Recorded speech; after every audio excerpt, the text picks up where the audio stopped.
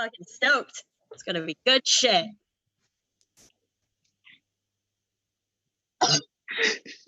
All right. Hey everyone, welcome to the party. This is 3V, Vibrant, Visible, and Victorious. We're cut things really quick, just so you know who we are and what this channel is. Welcome to the Party is dedicated to creating an inclusive and equitable gaming community where folk can come and learn how to stream or play games on stream, because stage fright is a thing, and then we give them a place to do it. So real quick, because I have to do some logistical things, shout outs to our sponsors. Devin Rue, who makes really neat fantasy maps, has a website at rueink, rueink.com, and you can find all of her work there. Tabletop Loot makes great dice, shirts, mugs, and other memorabilia and merchandise that you can find at tabletoploot.com. And of course, our official merch sponsor, So Nerdwear, and you can use the code WELCOME to get 10% off your next purchase at sonerdwear.com, because that's what nerds wear. And other than that, also, Welcome to the Party has our Patreon. The best way to support our channel and our ongoing work in terms of inclusivity and this gaming community is through that Patreon. There you'll get interviews with players, mods, DMs, behind the scenes looks at our games from art and notes. And you also help us in our goal to be able to help us get writers, artists, and creators from across the gaming universe as we try to create a showcase of their work here on the channel. Shut up, phone. And also, don't forget to join us on Discord. We'll have links to all these things in the chat in just a little bit. And on that note, this is One Lonely Night from the Don't Rest Your Head system. I am the GM, Ryamasa. Also John, if you want to use my real people name. And I will give you a quick second to let all of the other players introduce themselves. So we'll start with Mastani. Oh, right. That's my name. That's you, yes. So hi, I'm Mastani, or otherwise Miriam, and I am an aspiring writer in this game who has trouble sleeping. And how about Kalinda? Hi, I'm Lily, and I will be playing Kalinda, who is a public defender. And we'll have Mason next. Hi, I am Sean. I'll be playing Mason, who is a private investigator. Awesome. And last but not least, Teddy. Hello, I'm Interrobang on Twitter. My character is Theodore Bradley Treason. I tried to pick the most obnoxious white boy name I could think of, but he's probably gonna go by Ted or Teddy. Yeah. He's broke. He literally just got fired today. So. Yeah. Okay. So we'll see how that goes for everybody. All right. Simon. Also, there are cats in this stream. There will be cats. That's just going to happen. That's fine. So we're going to do a really quick. We're going to get started in just a second, but I do want to give everybody a chance to shout out the stuff that they're doing as well, because we've heard all the characters, and so if people who are behind and piloting want to say anything about anything they're doing, now's I think a good time to do it before we get into it. So does anybody have anything they want to promo, shout out, or otherwise? Where do I begin? The beginning, probably.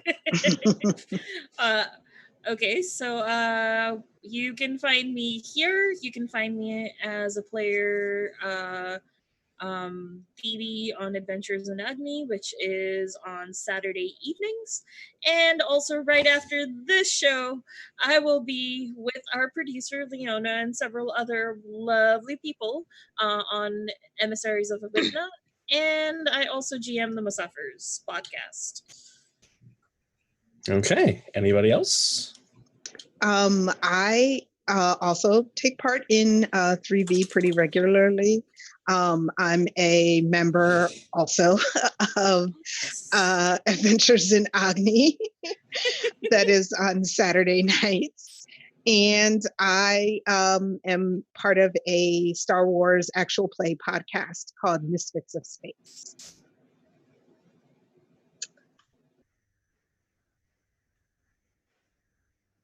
Cool. I'm going to take that silence for nobody else. Yeah, that's okay. Cool. I just didn't want to cut anyone off. I am currently also playing over on SideQuest. We're doing at Unsinkables. The campaign's called The Unsinkables. We just had our first kind of episode this past Thursday. I can put their Twitter link in the chat. And I'm playing a pirate dragonborn.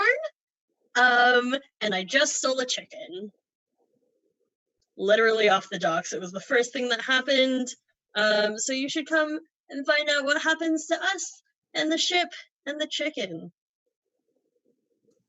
That sounds riveting. Honestly, pirate games where the first thing you do is steal something, that's good. Right. That's a good literally our DM was like, there are chickens just like running around on the dock, and I was like, I want one. Well, at least they don't follow the Legend of Zelda rules. So one other thing we have to go over before we start the game. Don't Rest Your Head is a game with really dark themes. So as a note, there's going to be some content in here that people might find a little disturbing. This ranges from body horror to violence to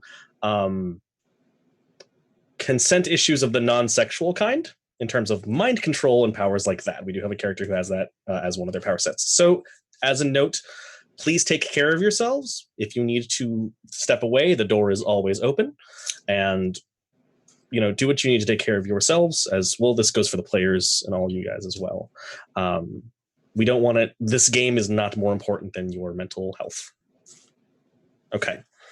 And on that note, so Don't Rest Your Head.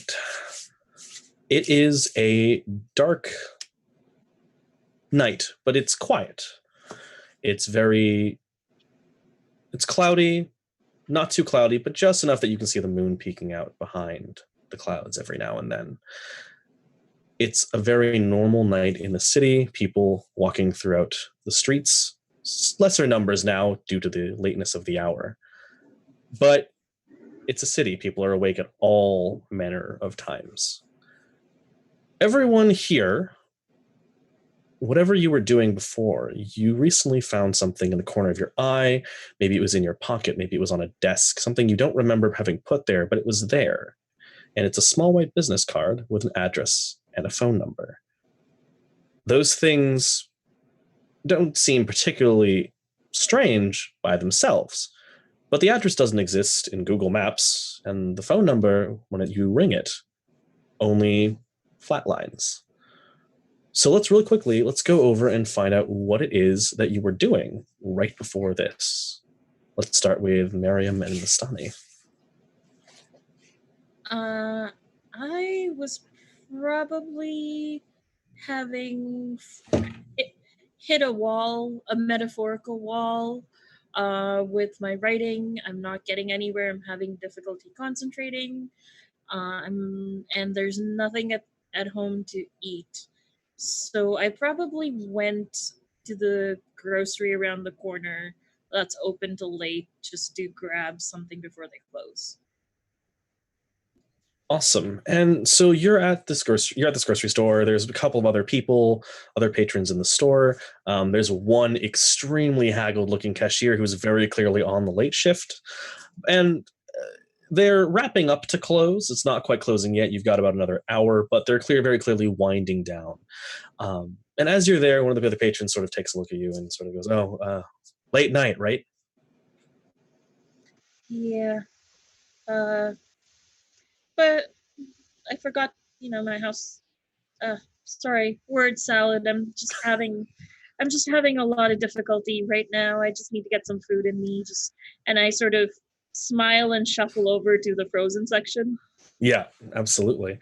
And so right around when that happens, you see the other patron sort of look at you and sort of tilt their head right around the time you get to the word salading part.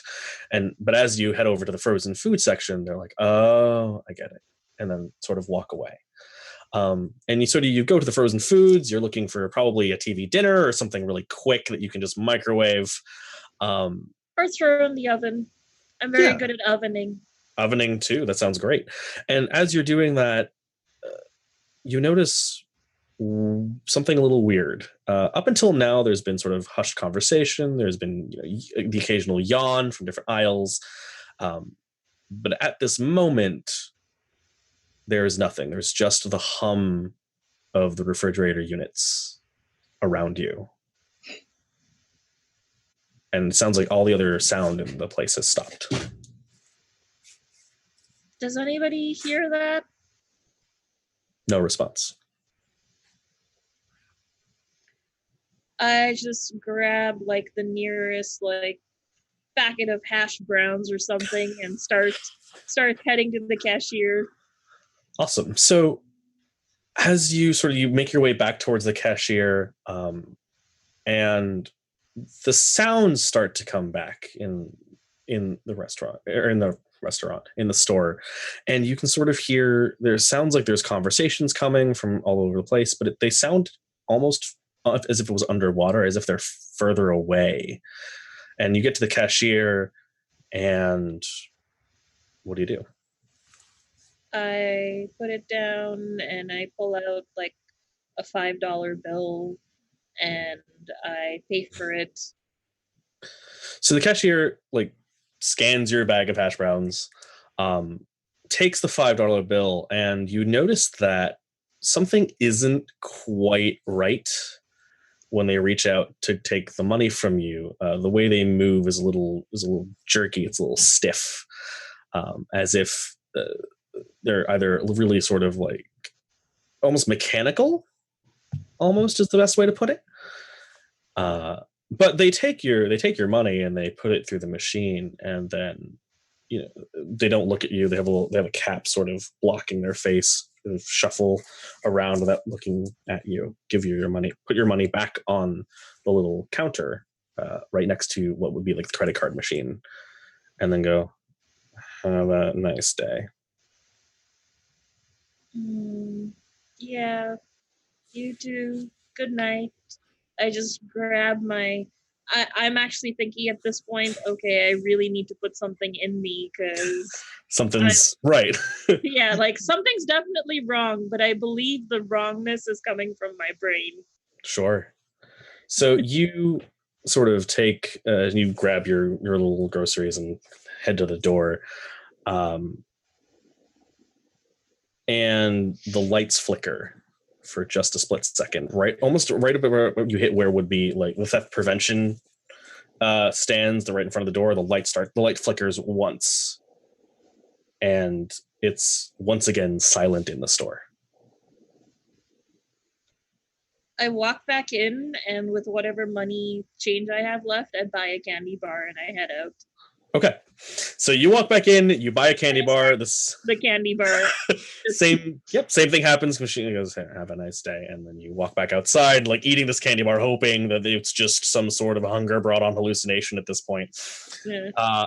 And we're gonna cut back to you in just a second, but now we'll cut over to Kalinda. What have you been up to? What has your night been so far? So Kalinda has, she's sitting at her coffee table. Like she's sitting on the couch and the coffee table's in front of her and there's papers spread out everywhere. She's doing some research and prep for the current case that she is working on, where she's defending a client who's been accused of like a really horrific murder. Mm-hmm. So previously, most of Kalinda's clients were just kind of like petty stuff, and she became a public defender because she wanted to help people who may be accused of crimes that they didn't commit. But this one has really been bothering her because it's the first time that she's not really sure that this guy isn't guilty. So she has like all the papers spread out. She has a notebook. She's been taking notes and all of that. She's really stressed out. She's been staying up like 24/7 for like the past 3 or 4 days. I guess the arraignment, I probably shouldn't have chosen a profession that I don't know too much about, but like that's why we play these games. That's fine. So the arraignment is like the thing that they do to choose whether they're actually going to have a trial. That's my That understanding. sounds right. Sure. Right. So that has already happened. So now they are moving to trial, and she's prepping for that. Okay. So, does she live in an apartment? Is it like just like an apartment? She does live in an apartment, and it's actually a pretty modest one. Like her parents have a lot of money. They themselves are both lawyers, Mm-hmm. and they have very lucrative careers as private practice lawyers. Okay. But Kalinda has been trying to kind of break away from them and their expectations. So her apartment is pretty small because it is something that she's paying for herself on her own salary, which is not as great as people may assume lawyers make. Public defender, very different from high-profile lawyer. Yeah, exactly. So, does Clinda like having the lights on, or are they just kind of dimmed other than the one she's working at? So she doesn't have any overhead lights on. She has like a couple of small lamps on like side tables on either side of the couch. But that's about it. Okay. So you're knee deep in your work. You're going through documents and case reports and testimony and all of these things that you need to prep in order to really get to nail this case home. And around 30, 40 minutes into this, you realize almost kind of offhandedly that it's really quiet. And like, this is right now we live in a place where TVs hum, microwaves hum, television is on, anything electric has a little bit of a noise to it, air conditioning, etc. But it sounds, all of those things seem gone, very quiet. And almost as you look up and think about it, one of the table lamps behind you flickers once. She's gonna sort of like look toward the lamp, like kind of sidelong, like, when you don't want to turn too quickly and you just see something out of your peripheral vision, like that's what she does. And then she sort of fully faces it to see if it flickers again. And while you're looking at it, the lamp doesn't flicker, but when you fully turn to sort of look at this one lamp, the lamp behind you flickers.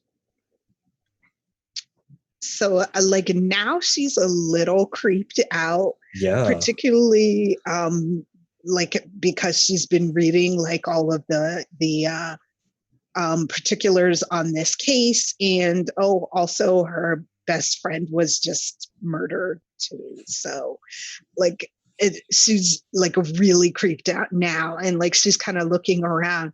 She gets up and actually like flicks the switch on one of the lamps, like off and on, to see like maybe it's just that the light bulb is burning out.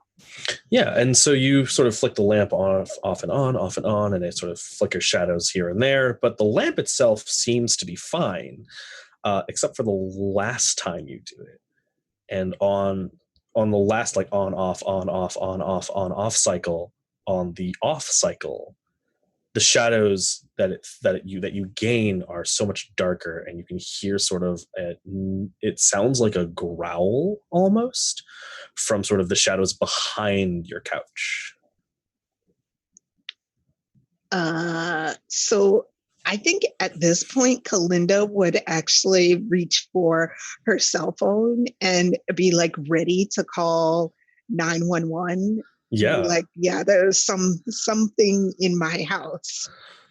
So you reach sort of for your phone, sort of pick it up, ready, start dialing slowly, and each sort of beep on the numbers sort of echoes out in the room, and then there's a silence in that bit right when you've put 911 on the screen and it's sitting there waiting.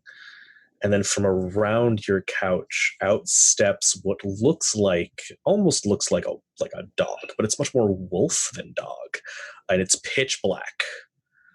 And you can sort of see in its in its eyes, rather than having sort of normal eyes, there seems to be some sort of ticking something behind what looks like glass. Okay. Which is like exactly what Kalinda says. All right. Yeah. Okay. So at this point, she's kind of trying to calculate, like, can she make it to her purse, which is hanging on a hook by the front door? Like, it's kind of one room. There's like a little entrance way. So it's probably like 20 or 30 feet away from her, because in her purse she has a taser. So you could absolutely try to do that. But while you're sort of doing the mental calculus of can I reach this purse, the dog wolf thing has stepped fully out from behind the couch and is doing that thing that dogs do where they start to like sort of lean in as if they're ready. And it's snarling, but the snarling it makes sounds a little echoey, almost as if it isn't coming from some sort of organic creature, but is being like played from somewhere within and echoing out through what would be its maw. She is going to try to go for her purse. Awesome! Like right now, she's really scared. Excellent. First dice roll of the game, folks. The way Don't Rest Your Head works in terms of dice, for all of you watching, is that the players have 3 different pools of dice. They have Discipline, they have Exhaustion, and they have Madness. Discipline and Madness can be rolled at any time, whenever you want. The GM only has 1 pool, and that pool is Pain. So what we're going to do is I'm going to tell you this right now. This is a pain of 1. It's a dog. It's not that big a deal. You don't need to roll too much extra if you don't want to, but there is a threat to you, clearly here. Right. So yeah. I think she would just roll Discipline, I think, at this point, because she feels pretty confident about using this taser. Awesome. Sounds good. So roll your Discipline, which is your 3 dice. I'm going to roll the 1 pain. Okay. That's 1 success on my end. I have 1 success. Awesome. So we tie, but you have a 5 because you have 3, and so your Discipline dominates the outcome. Okay. So the way that works is, for those of you watching at home again, when you compare the pools, whatever has the highest number dominates the outcome. It reflects the way things happen. So we tie, so you're not quite going to get the purse like perfectly, but you're not going to lose anything from it either. Okay. So what happens is, so you sort of standing there with your phone out, the light sort of reflecting off of your face, and the dog is standing there at the couch, and it leaps for you, and you dodge out of the way just enough in time to get out of the way. You manage to grab your purse, and the taser comes out, and you manage to point it at the dog and fire, but it misses. The dog has sort of jumps to the one side and sort of and circles around your furniture, almost knocking a couple things over to get back towards you. But you're at the door and it's a little bit further away, so you can run if you'd like to, but you could shoot the taser again, I guess, technically, once you reload it. But no, she's not going to risk, like, at this point, if she's that close to the door and the dog is like on the other side in further in the apartment, she's going to run out the door. Cool. So you just like turn the handle, push the door open, slam it shut behind you, and book it. And so we're going to come back to that in a second and go to, I think we're going to go to Mason next. So Mason, what has your night been? What have you been up to in the last couple hours? So I'm pretty sure Mason just checked his phone for like the millionth time. So he sends another text to his partner and he's just like, hey, everything okay? I haven't heard from you in a little while. And he decides that being cooped up at home, he's got one of those like cork boards that have all the red strings because he's trying to figure something out, and he just needs to walk away from it. So grabs his keys, grabs his cell phone, and then just heads out and just starts going for a walk just to kind of clear his head. Awesome. So you're walking down the street. It's pretty empty of people this time of night. There's like 1 or 2 people kind of kicking around. There's a couple of bike couriers, that kind of thing, sort of moving through, but not really stopping. And you sort of turn a corner, and a light flicker. One of the street lamps flickers behind you. I pay so much in taxes, and the city just doesn't take care of these sorts of things. Yeah. So you're disgruntled by this light more than anything, really. And so you keep going, and occasionally lights flicker behind you, and just more and more irritating. Like, really, all of these particular? Okay, fine, that's my night today. And as you hit one cross section with an alley, you hear something about it just catches your attention. And you turn, and when you turn and look at it, the shadows in that alley seem darker than the shadows on the street for some reason. Okay. So I guess he'll fish his phone out of his pocket, and he'll turn on the flashlight and see if he can dispel some of the shadows down the alley. So you do that, and you sort of pull it up, and the shadows sort of scatter, as what they do in front of a light. But one of them seems a little more solid and sort of ducks behind a dumpster. And you sort of see that flash of movement off to one side. Hello? Is anyone down there? No response.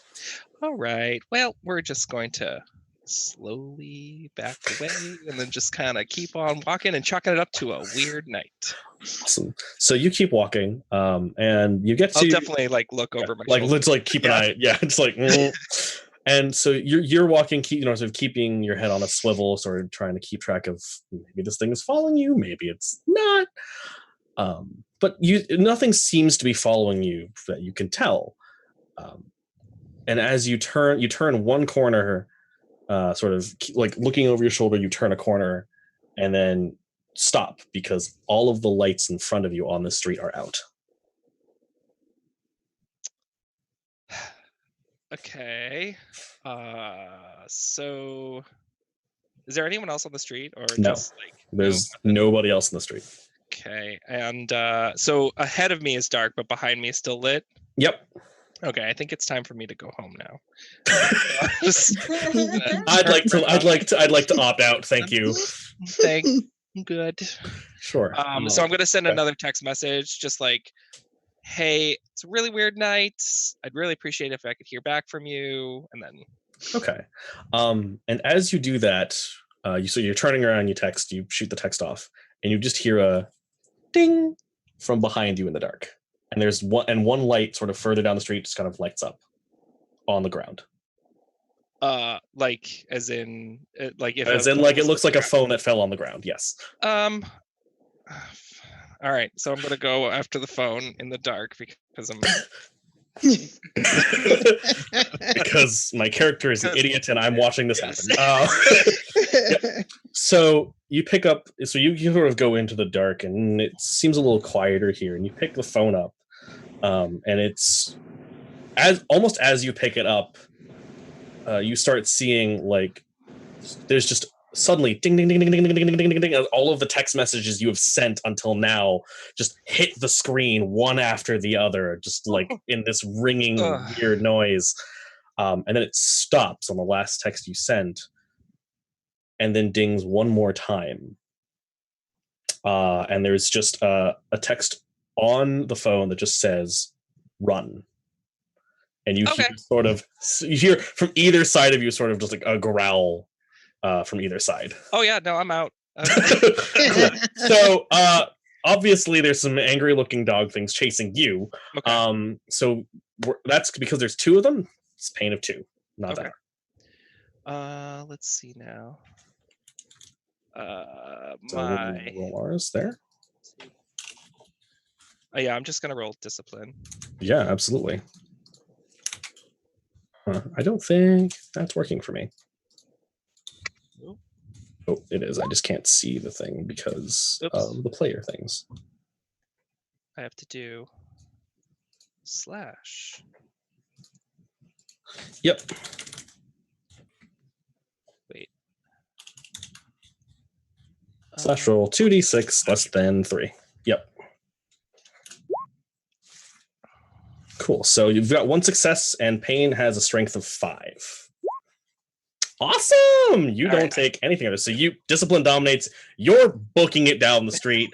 You're taking turns left, right, center. This is your neighborhood. You know what this place is like. So you're turning left, right, center. You're ducking through shortcuts and alleyways. You can hear a dog every now and then sort of slap up against a wall when it takes a turn a bit too wrong because you've dropped something in the way. And so you're running. You're booking it. And we'll cut back to you in just a second. And we'll cut straight to Teddy. What was your night like? Teddy is lying on the couch, like kind of like half lying, half sitting on the couch. There's Netflix on in the background, but he's not looking at it at all. He's looking at his Instagram and all of the very expensive things that he's bought in the past year that he can't afford to continue making payments on. Awesome. So you're sort of scrolling through Instagram, looking at all the things that you have, all the cool things of all your friends who are significantly more rich than you are now. And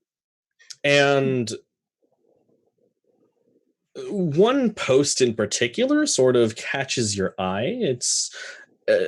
It's a news story. It doesn't have anything to do with any of the things, and Instagram doesn't do news anyway. So what? But so it's like a news channel on Instagram that has posted. Here's a snapshot of the news for today, and something about this catches your eye. Not really sure what just yet. It's not an account that I follow, so right. It's not an account you follow, and you're not sure why it's there. But it just says obituary. Theodore Bradley Treason, 2019, and has a picture of you on this photo.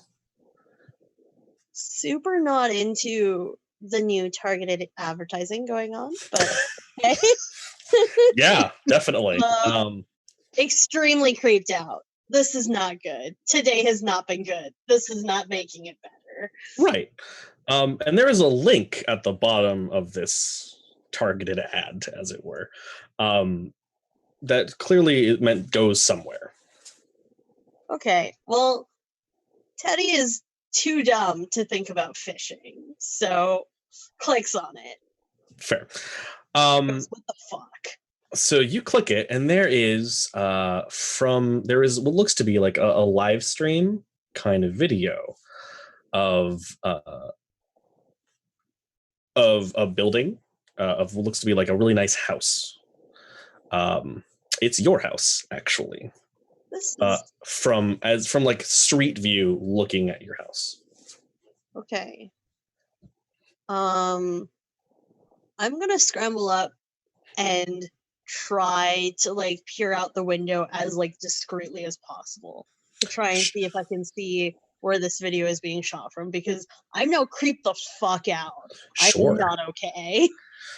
So what you see is there seems to be on the sidewalk somebody looks like they're wearing a kind of your general sort of workaday like white collar like stock market trader suit, standing hands in their pockets on the sidewalk, and at their feet of what look like 2 really large, very dark dogs.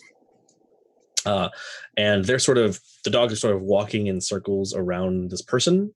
And he, she, they, you're not sure, you can't see at the distance, sort of reaches down, sort of rubs one of the dogs, sort of, friendly, shakes it, and then sort of looks back up at the window you are looking at them out of, directly at you.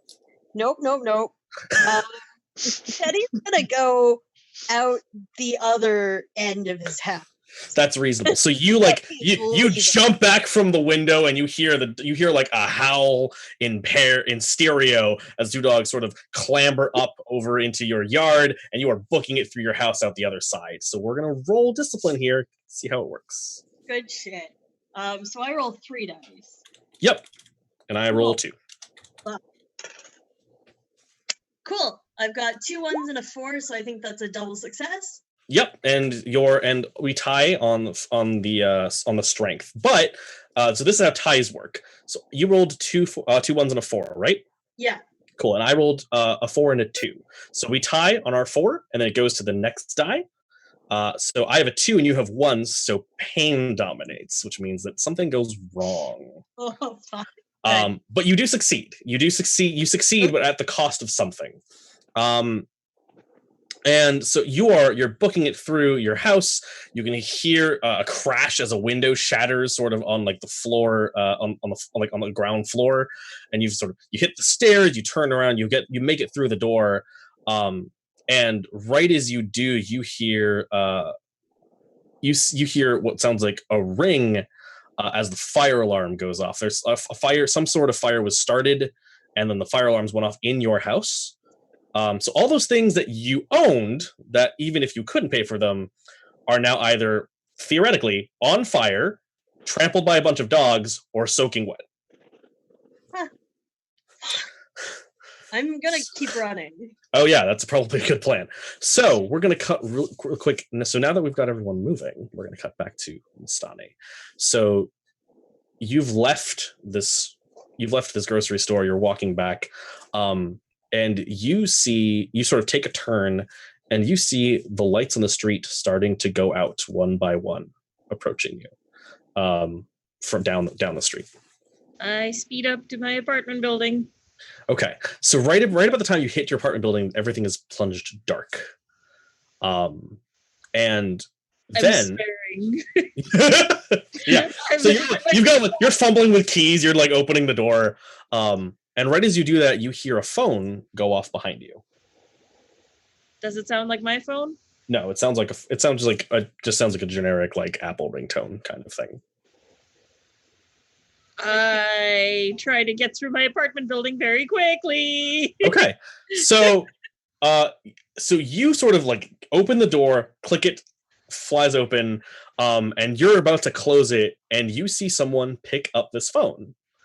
And then you hear 2 barks on either side, sort of down the street, sort of coming towards where this person is standing and where you are.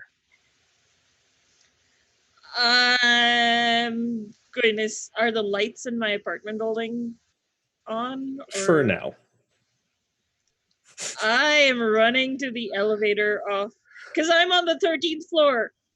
Oh no. This was a bad life decision. Okay. So yes, so you're booking it up, and you hear so Sean, you see a door sort of open and sort of swing open as Masani like books it back into the building, and the door is starting to slowly swing closed as like these whatever it is in the dark is closing in on you. Wait, hold the door. Hold the door. Okay. So yeah, so you hold so you sort of throw your arm out, and you manage to catch the door right before it closes. And sort of standing in the light of this sort of atrium kind of area. But you can sort of hear sort of what sounds like running feet. And there's more than 2 on each side, so it's definitely some sort of creature thing running towards you.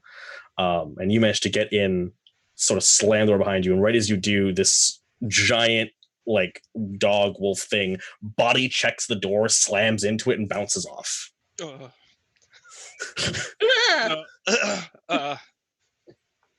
Hi. Sorry. Are you in this apartment building? I am very good with bludgeoning objects as I pull up my frozen hash brown.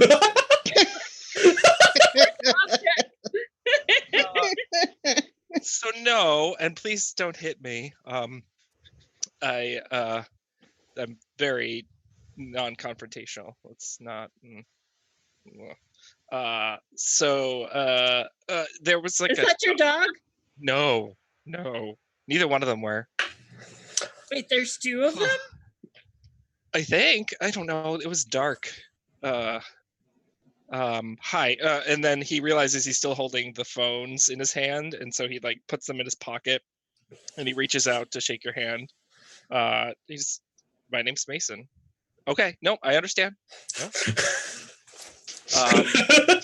I mean, it's okay. I can be very disarming, and you notice that he doesn't have one. He only has one arm. It's yeah, it's a pun. That's where I'm at right now. But I understand. I as soon as these dogs leave, I'll leave you alone. I'm sorry for interrupting your night of hash browns.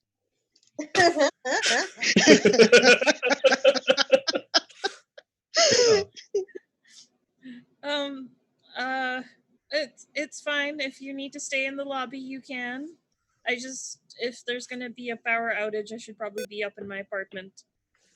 No, I understand. Yeah, no. But have a good night. You're not planning on taking the elevator, are you? I was. I would take the stairs. I would take the stairs. The lights have been weird. So right about that time, right as you say that, there is a slight flicker in the building. And then you just hear like a god-awful screeching noise. Sound human? No, it sounds like metal. Oh. Does it sound like it's coming from the elevator shaft? It sounds like it's coming from the elevator shaft. And there's a and the floor just rattles. Stairs it is. So Mason, you realize because you're sort of still by the door, you realize, and you're looking out and you're seeing these two dogs sort of stand out in the street. You can sort of see them in the light cast from the windows in the door that still have the bars on them. They're cracked and not in a great shape, but they're still there. And you sort of see them sink into the ground, and then vanish. Did I as well, or just Mason? Oh, so I think, were you paying attention to the elevator, or were you paying attention to the outside? Probably the elevator, but also looking at the staircases. Okay, so you can probably see there's the dark outside, but you're not close enough to the door to really see like out through the windows, especially because they're like it splintered from when the dog hit it the first time. So, and you can start while you're standing sort of out near the elevator shaft. There's like it's sort of like an elevator that goes up. There's a stairway that kind of goes around it like that. You can see lights from the top of the building start to off. Well, dogs are gone, so I think I'm going to head out. Have a wonderful evening, and he just boots the door open and Yep. I am like, you know what? Maybe I should keep you company. Oh, okay. I'm not very physically. I'm not going to climb 13 flights of stairs. I'd rather just wait it out. Maybe things are okay. It'll be fine. My cats will be fine. Yeah. Cats are pretty independent. They're not scared whatsoever. They'll be fine. They don't need me to look after them. That's totally fine. Also, oh, fuck. No. What's going on? Oh, I didn't save my word.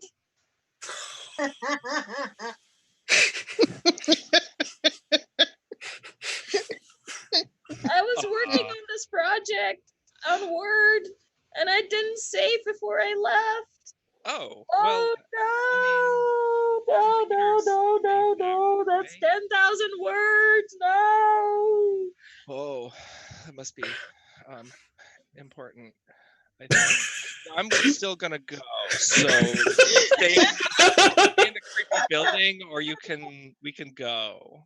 Yeah. I'll come with you. I'd rather not dwell on I'll just come with you. Okay. And I absentmindly open the bag and start eating one. Like frozen hash brown. Amazing. Oh, do not try that at home. Yeah. Yeah. So the two of you sort of take off into the street. It's the lights are starting to come back on outside. It's not fully dark out, but like it's like every other two maybe at best. And from there, Kalinda, you are booking it out of your apartment currently. There's a lot of that happening today. I didn't decide that.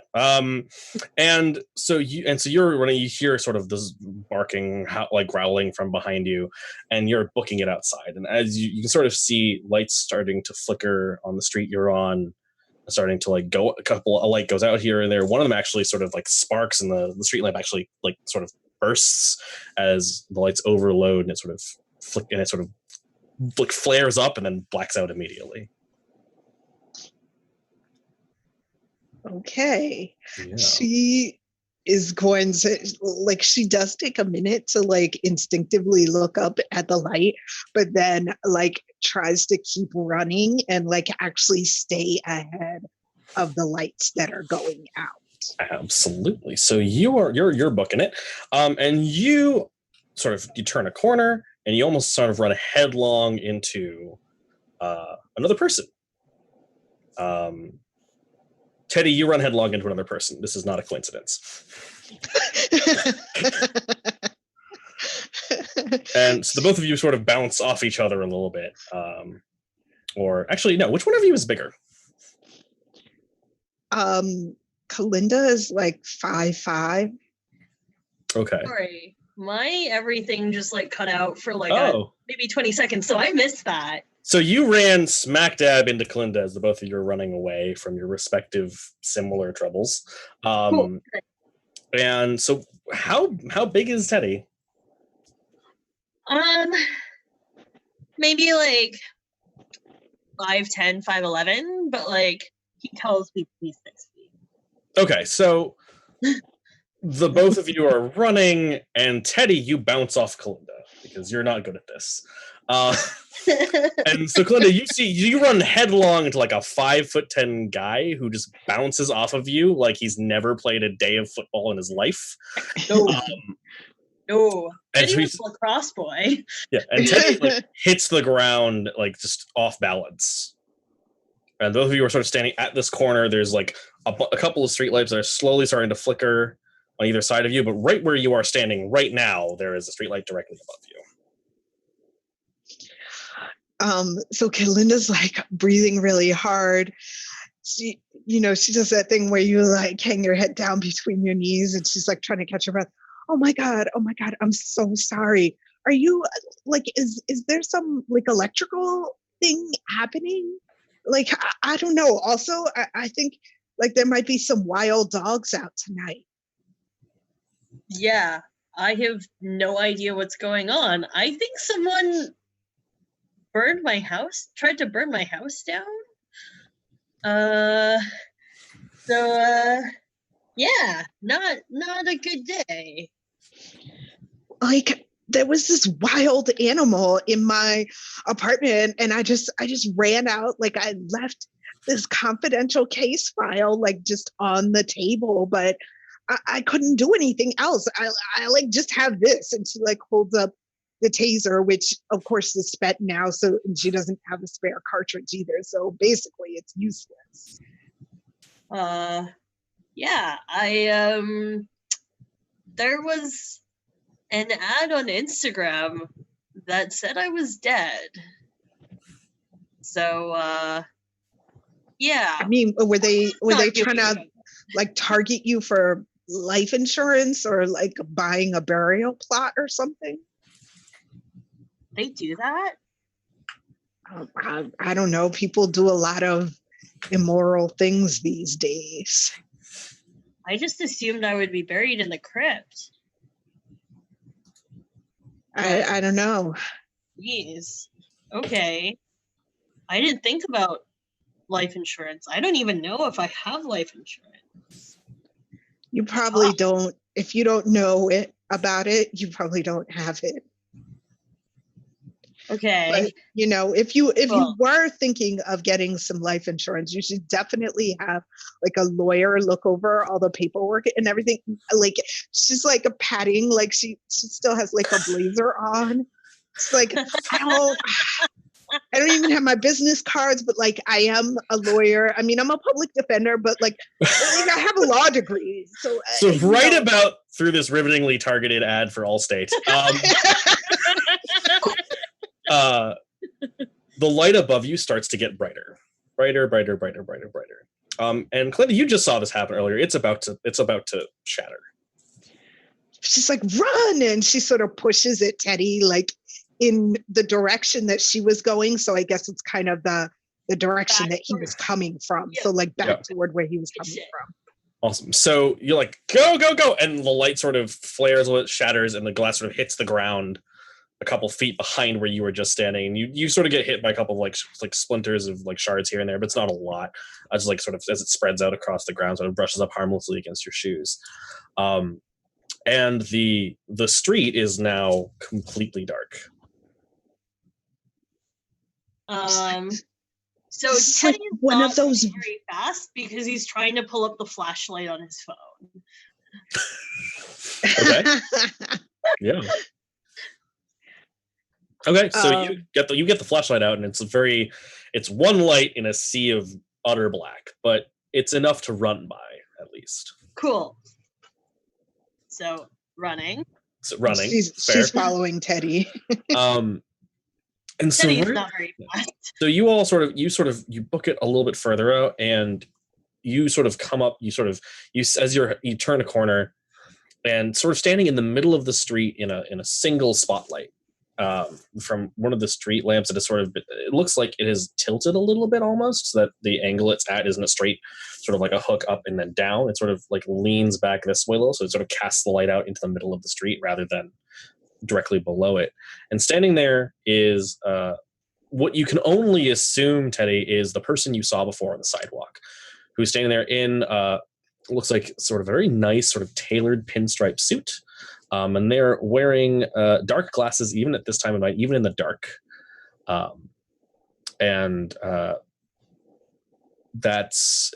just sort of standing, hands in their pockets, very casually in the street in front of you. Teddy does a 180 and runs the other way. So Teddy, you do a 180, just turn. Clinton, you follow? Yeah. Like she sort of has to like stumble out of the way, and then she looks like at the figure and then is like, yeah, I think I'm gonna go after that. Seems sketchy. No thanks. Yeah. So and you hear like a really sharp like whistle from the figure standing behind you, as Clinda, two of those dog things that you've seen sort of leap out from the shadows next to it and sort of start chasing you. And so you're all running, and you sort of end in a crossroads, sort of coming to this way, and the four of you sort of end up in this one crossroad that still has the lights on. But you can sort of see lights flickering kind of in each of the directions you came from. Their street lights are flickering, closing down one after the other. But you're also hit the center of this sort of crossroad, the center of this crossroad, and you're all standing there in what looks like the only light so far that hasn't gone out yet. So, all four of us are there. Mm-hmm. You all sort of like just run into each other. You like Mastani and Mason are running from one direction, Kalinda and Teddy are running from the other, and you sort of hit this crossroads right at the same time. Do I bounce off anyone else? Do you? Were you paying attention to where you were running? No. Okay, so yes, then we're gonna. Okay, so you bump into Mason. Whoa! Hey! Whoa! Where? Hi. Friends of yours? I don't know who these people are.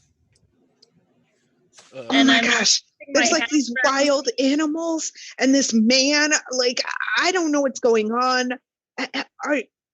You're like the only other people I've seen tonight. It's crazy. Well, someone tried to burn my house down, and apparently they're trying to sell me life insurance. That's a really aggressive, targeted advertising. Wait, you said something about dogs? Actually, he was chased by dogs, and he came into my apartment building. there was like this animal. I mean, I call it a dog because like that's all the only word I could give to it. But it was this animal that was growling at me, and it had these weird eyes. I don't know. I tried to hit it with my taser, and then I booked it out of my place. Did it melt? Did the dogs melt?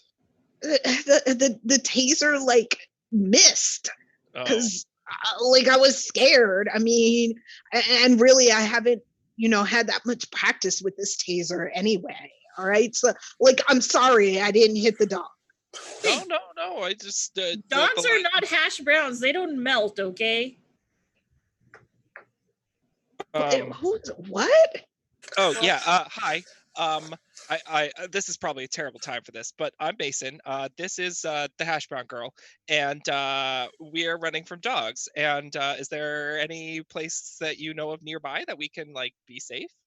Because No. in the middle of the street with the one working light is probably not the best. They tried to burn my house down. Okay, so you're not your house. I mean, I'm not going back to my apartment. Broken, and you've got dogs in your apartment. So, is there like a convenience store, like a 24-hour store 2-4 kind of thing? Yeah, and I point in the direction that I would know the grocery store to be from, and that's where I bought this. Why are they raw? Did you eat them out of? Not. That's a whole. So maybe that's a good place to start. If I mean, were there any dogs at the grocery store? No, the only dogs allowed in are service dogs, and I didn't see any service dogs there. Okay, well, I think that's a good place to hunker down. How long has it been? Would the store have been closed? No, you were walking back through maybe 15 minutes. Yeah, but they're closing, so like it'll work for like half an hour. Half an hour? I mean, it seems like it may be the only safe place. Like maybe we can ask them for some, help or something. I could pick up some more candy bars. Yeah. Does this place have liquor? I really need a drink right now. And like maybe no, a pack of cigarettes too. Well, you can probably get cigarettes, but it's not an LCBO. So like. Oh, are we setting this in Canada? Nice. I was gonna say. They don't like the grocery stores in the States. We're in like Canada. That's what we are. I mean, I got the gist of it. Of what that I live in Pennsylvania, so we have separate places too. Yep. Yeah. So right about this time, a light shatters down the street. Is it on before it shatters or no? Oh, it was on, and then it flared up, and then it broke. Wait, so was that the one light? That was the second light. Like there's one a little bit further one down. There's a little further. There's a couple further down, and they're slowly moving up this crosswalk. I think we need to leave. We need to leave. Those lights are not good. Yeah, they've been changing lights, and then budget cuts, and then they decided not to do anything to the lights at all and leave it just like that. Thanks, Ford. Jeez, like all the taxes that I pay for this place. Right, that's what I was saying earlier. Light above you starts to flare. Oh right, let's go. Maybe there'll be. I just put the hash browns on my head. Nice. So you take back off sort of the way you came, running towards this convenience store. It is pitch black on your way there. And you can sort of hear this barking, kind of like growling thing echoing off the walls around you and down alleys. Do my nails and my watch glow in the dark? Do they? Well, they can. So yes. And you said earlier that the moon was out. Is it like a half moon, full moon? It's like a close to newish. So there's a little bit of light, but not a lot. All right. It was just around the corner, so Right. So you're taking off. You can still sort of see a little bit. Teddy has the phone light out, so you can mostly see where you're going. And you arrive back at the convenience store, and against all odds, this dumb convenience store, all the lights are on. Looks perfectly fine. Is it a 7-Eleven? It's more like a butcher store that has a grocery section and bakery and stuff. Yeah. It's more like a It's mom. It's like a mom and pop kind of. It's a port in Like the a- storm. Yeah. Okay. Yeah. We're So always open late. yeah, against all odds, the lights are on. Okay. Kalinda is going to head straight back to one of the refrigerators. Yep. And like get like a bottle of water out and like drink it like standing there, and then go up to the front and like slam the empty bottle on the counter and be like, give me 3 packs of Marlboros right now. And okay, and so you sort of beeline straight to the back, grab your water, chug it all the like, on the way back, and as you come back, slam it down once you're done. And then you ask for the Marlboros, and the person at the counter doesn't respond necessarily, but what they do is they sort of tilt and Asana, you've seen this before. They've got like a hat that covers their face, and they sort of turn their head to face you, but they don't do anything yet.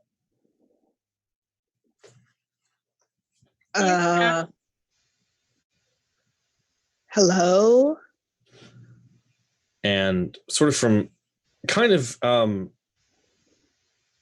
almost the same way as the dog's howls were described, like it sounds like there's a voice coming from this figure, but it's not like coming from their mouth. It seems like it's coming from somewhere deeper and sort of resonating out, and it just says, payment is required before service. I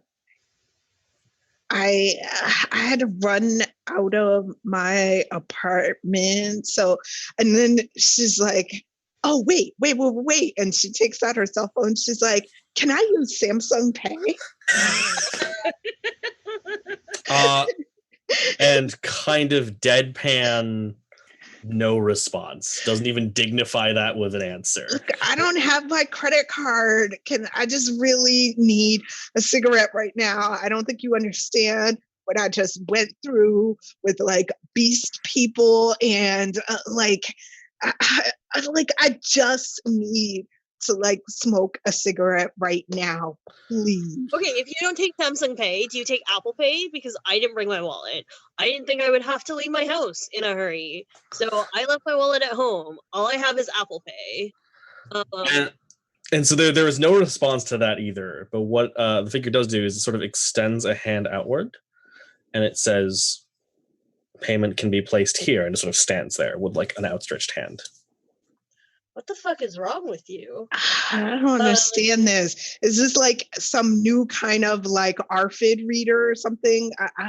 Okay, so then Clinda's like gonna put her phone like face down onto his palm.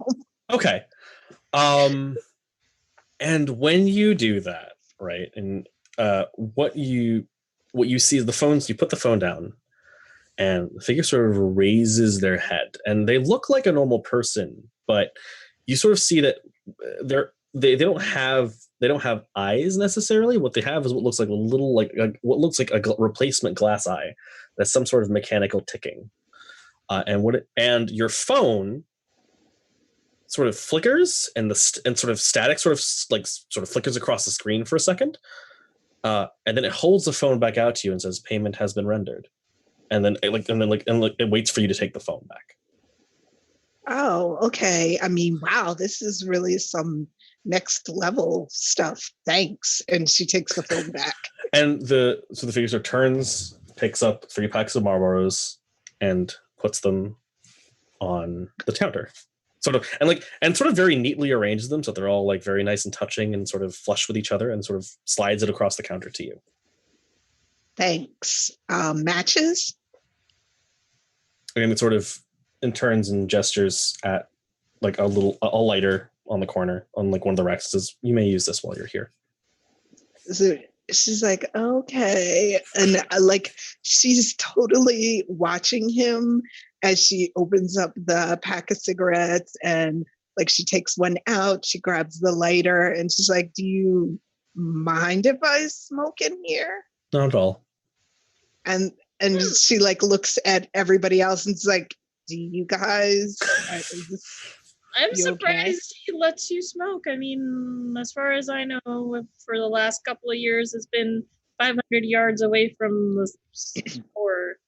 I mean, I'm really stressed out right now. I can go outside if it's really a big problem, but I'm not sure that like with like those dogs and the lights and everything. Okay. And so she like lights it up and takes like a couple of like really deep drags. Okay.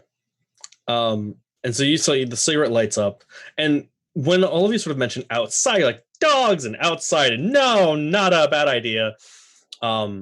The cashier behind the counter sort of turns and looks at you, Mason, and says, "Do you require transportation?" I don't. Do we? Where? Like, do you? Where would we go? I don't. That is up to you.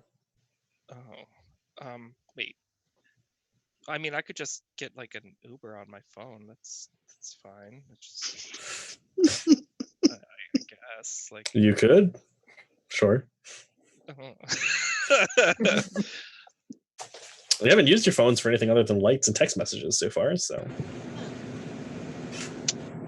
Teddy turned his phone flashlight off at this point. Okay. But like way longer than necessary, like 10 minutes went by and he went, shit. It's like, oh. Right. So this convenience store, does it have like I know it has like snack food and stuff like that, but does it have like, you know, those like little tchotchke things that you can get, like, you know? So I'm looking for, basically what I'm looking for is like a flashlight. Yeah, it's more like it's like a convenience store like you would find like a rest stop, where it kind of has like a little bit of everything that you need when you're driving, so that's fine. Yeah. Well, actually, yeah. And you know, here we go. I'm gonna give you a tough one. So I got this address, and I want to go here, and so I'll push it like on the counter. Okay, and so sort of Figure sort of reaches over, picks up the card, looks at it, sort of turns it a little bit to read it, turns the card around, you know, sort of looks at it again, and says, "That can be done. Payment is required before service," and then sort of extends its hand again. So he reaches into his pocket, and then he pulls out his wallet, and then he puts it down on the counter and has to like fish out a bill. Yep. $20, like. And sort of the cashier sort of stop as you're reaching for a bill. The cashier sort of stops you and says, "Not money." Oh, so what do you want then? Your cell phone? That could work. Yeah, sure. Yeah, you could have my cell phone. I'm gonna pull out the cell phone that I found on the ground. Is it Liam's cell phone? Yes. I was like, I'll just give you some strange cell phone, like whatever. Nope, it is Liam's cell phone. Yes. Damn it. Yeah, I'll give him my cell phone. That's fine. Okay.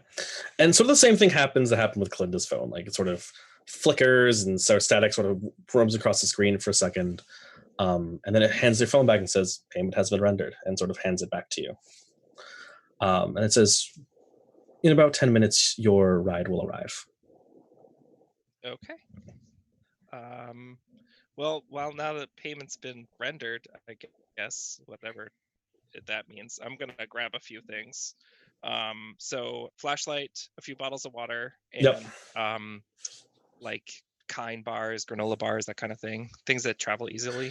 Sure. So you've actually taken the time to look. Like Clinda went straight back, grabbed a bottle of water, and drank it.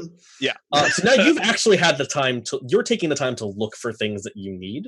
Mm-hmm. And you realize all of these things aren't like, they all have labels and they all have what look like words on them, but they're not any words you recognize. And they're not any language necessarily you recognize either. They look like the facsimile of a convenience store, but everything is a little off. And Clinton, now that you've drank the water, you're smoking your cigarette now. This cigarette is the best cigarette you've ever had. It really is. It's really good. And in the box doesn't actually say Marlboros. It just looks like a Marlboro box with all the text taken off. And whatever it is about the cigarette, it just feels like a much better cigarette than anything you've ever bought. What about the hash brown bag? The hash brown bag is perfectly normal. Okay. Yeah. Teddy, what are you up to? Now that you've remembered to turn your phone off. Yeah. Teddy's just kind of wandering around the aisles, just like picking up junk food. And he goes to Masani and his, hey, I don't think that guy takes Apple Pay. Can I pay you back? Like, I'll e-transfer you, like, when I get home. I just don't have my wallet. Is that cool? Oh, is that me? Mm-hmm. Yeah.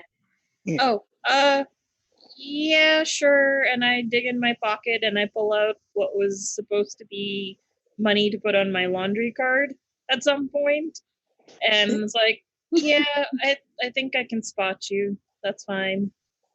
Thanks. You're cool. So Teddy, did you notice that all of the labels on the bags you're sitting are just not actually readable? Or were you just like, No. this looks good, that's fine. Okay, cool.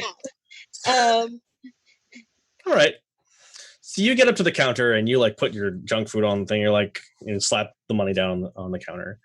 And the figure once again looks at you, looks at the other two who have just done the same wrong thing, looks at you again, holds out its hand and says, payment is required before service. And there's a hint of really to this voice, but it's really hard to tell.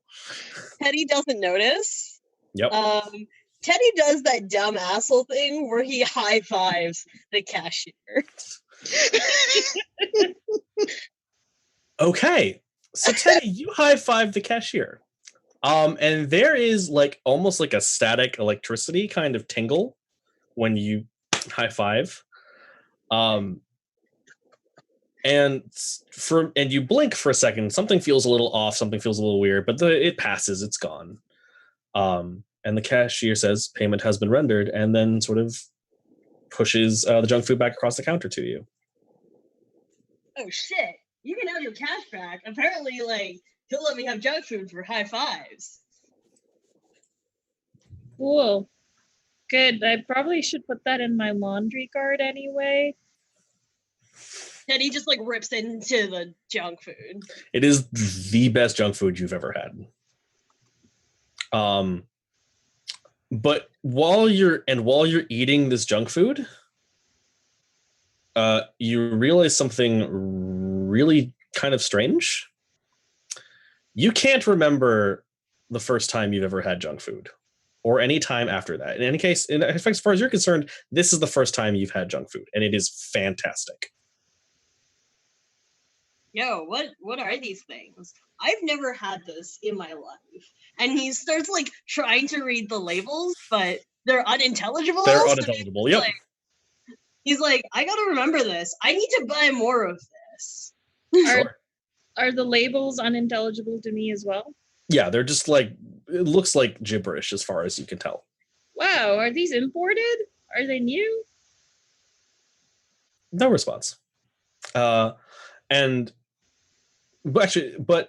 there isn't a response for a bit. And then the cashier sort of turns to you and says, they are exactly what you needed and what you asked for. Good on you. It's really cryptic. I should have asked for not raw hash browns. And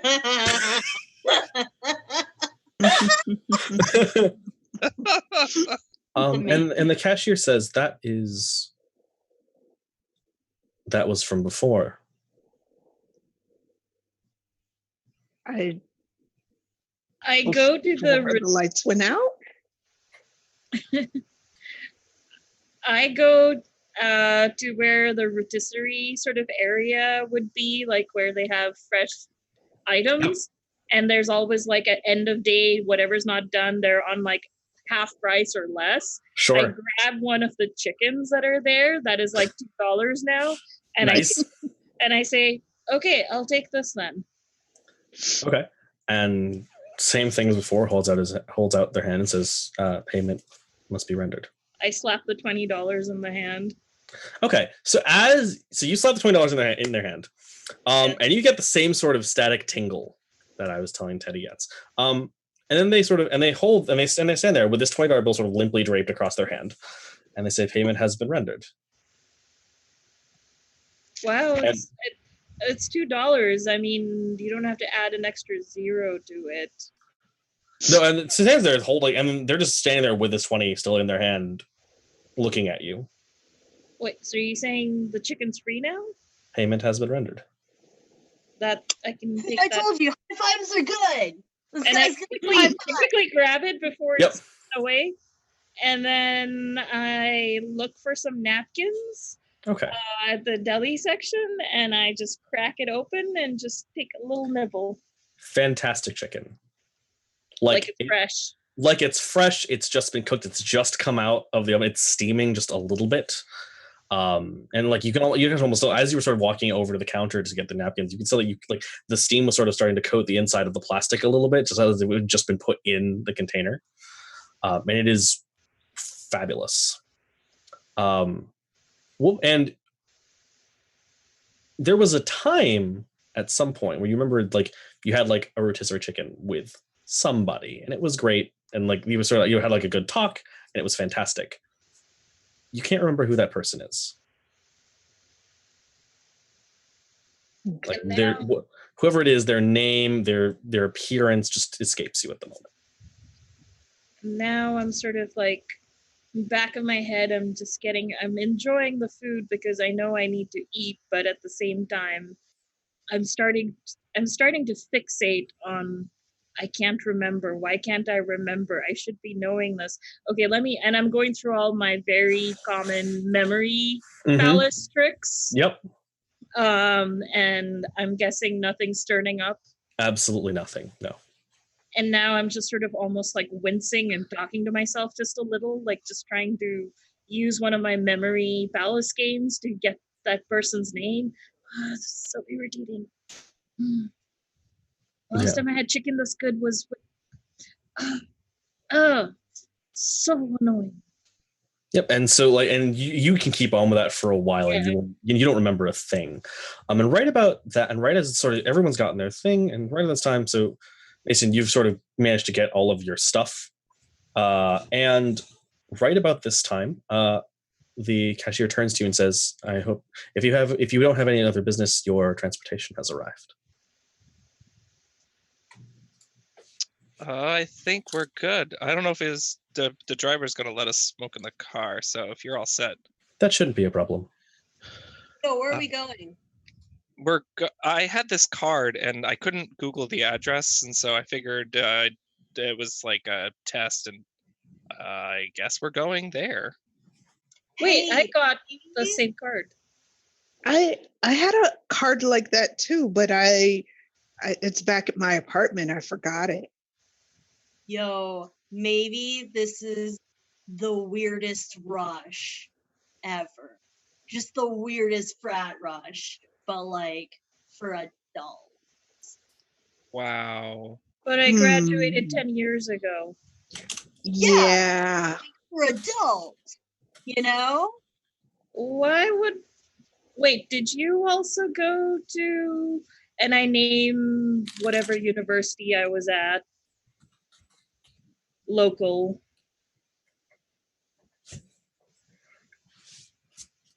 Nah, my dad pulled some strings and like got me into just like pick any like higher end college, but like not like one of the big names, but like obviously expensive kind of thing. Yeah, I I had a similar experience, except I actually worked to get into college.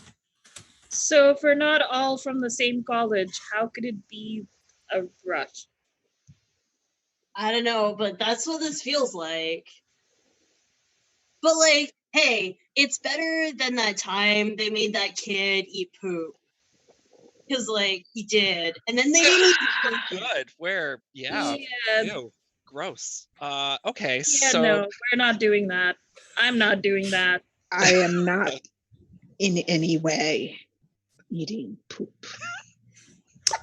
On that note, Um, so right as that line echoes through a suddenly quiet convenience store, the cashier sort of steps out from behind this counter, and you see from the first time that from the top up they're wearing like a t-shirt and like a hat, and from the bottom down they're wearing sort of like what looks like ripped jeans, but through the holes of them you can see what looks like mechanical some kind of like gears sort of twisting and turning as they're walking towards the door, and they Sorry, reach this out. is the cashier?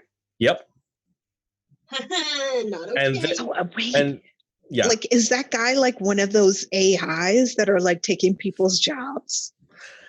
Nah, I think he's just got some like really intense tattoos. Like I'm into it. so Okay. reaches out, pulls open the door, and you see sort of there is sort of one light directly above the door that sort of shines out. You see sort of through the door is what looks like an old style yellow taxi cab. That has an extra row in the middle of it, so it looks a little weird, but it's clearly designed to be able to fit 4 people comfortably. And the cashier takes without anybody in the front seat. without anybody in the front seat. And so the cashier sort of opens the door, takes a step back, and says, "Your transportation is here." And on that note, we're going to cut to a break real quick. So we'll be back in about 5 to 10 minutes, and we'll join you all then in just a bit to see what happens next. Hello.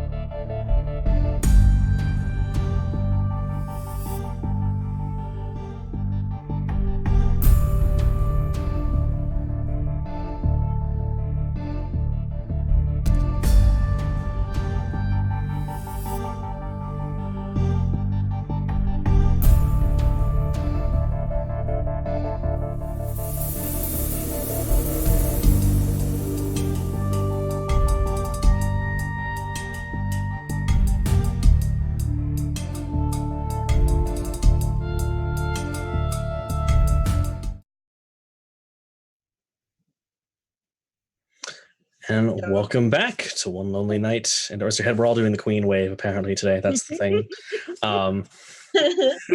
So, where we last left off, a strange old-style extra seat taxi cab had just pulled up to the door, and everyone just got to see that the cashier has a little bit more than they were just hiding with the eyes from the waist down.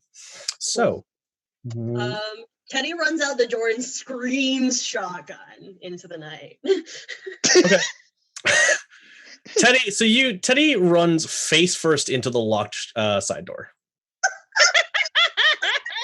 Like goes to pull it open, does that thing where the door doesn't give and you're sort of yanked back because you pulled it so hard, and sort of conks his head on the window. So you open this? And you've noticed that the side window is completely tinted. In fact, all of the windows in this cab are tinted, and you can't see in it. So you ordered a limo?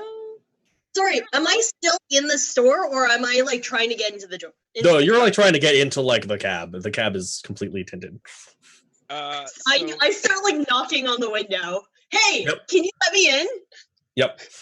There is no response. So I'm gonna wait for Mastani and Kalinda to leave, and then I'm gonna like nod my head to the cashier and head out, and then open one of the regular doors to the taxi because I'm an adult.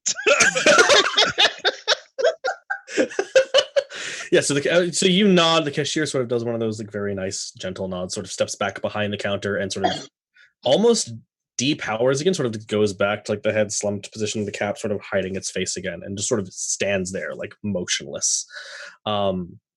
And you like the door closes behind you as you step out. You open the door to the cab, and it's fairly roomy, and it's an okay looking cab as far as you can tell. The one thing you do notice though is that the taxi driver, like the cashier, is only person from the waist up. It looks like whatever below the waist has been seated into this sort of mechanical kind of thing where it's sort of almost seems to be like attached to the cab from the waist down in the chair. See through the partition kind of thing. Is this like, did the city suddenly start testing out like some hybrid cyborgs or something like that? With the ion, and now I guess you're saying this out loud? Yes. Yeah. Okay, so right as you do that, the taxi cab driver sort of leans his head over the side and goes, "No, that's very clearly not what this fucking is. Also, can you tell your jerk nut friend to stop knocking on my goddamn window before I open the door in his face?" Okay. So, strange hyperactive boy, because we haven't introduced ourselves, please get into the car.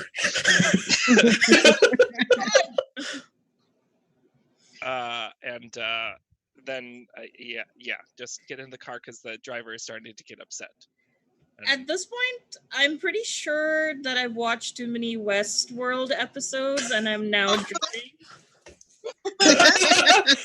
This is a dream. It's fine. I'll wake up at some point. Yeah, and now I'm a lot more sort of like, I'm just gonna go with the flow now because clearly I fell asleep watching Westworld, and this is what's happening. Westworld with dogs, it's fine. Animal Planet Westworld. Yeah, Animal Planet. That's a horrible plan. Jurassic Park of Dogland. So I actually just bite into my chicken, like. So you climb into the taxi with like a full rotisserie chicken, just like eating it. Like the worst kind of Disney World tourist. Like, okay. So you get in the car, and the taxi cab like sort of looks at you, almost says something about the clearly open food you have everywhere in this cab, and just like shakes his head and is like, "No, fuck it." At this point, I sort of like do this, like sort of like Professor X, but with one hand, and I'm looking at my hash browns, and I'm like, "Be cooked."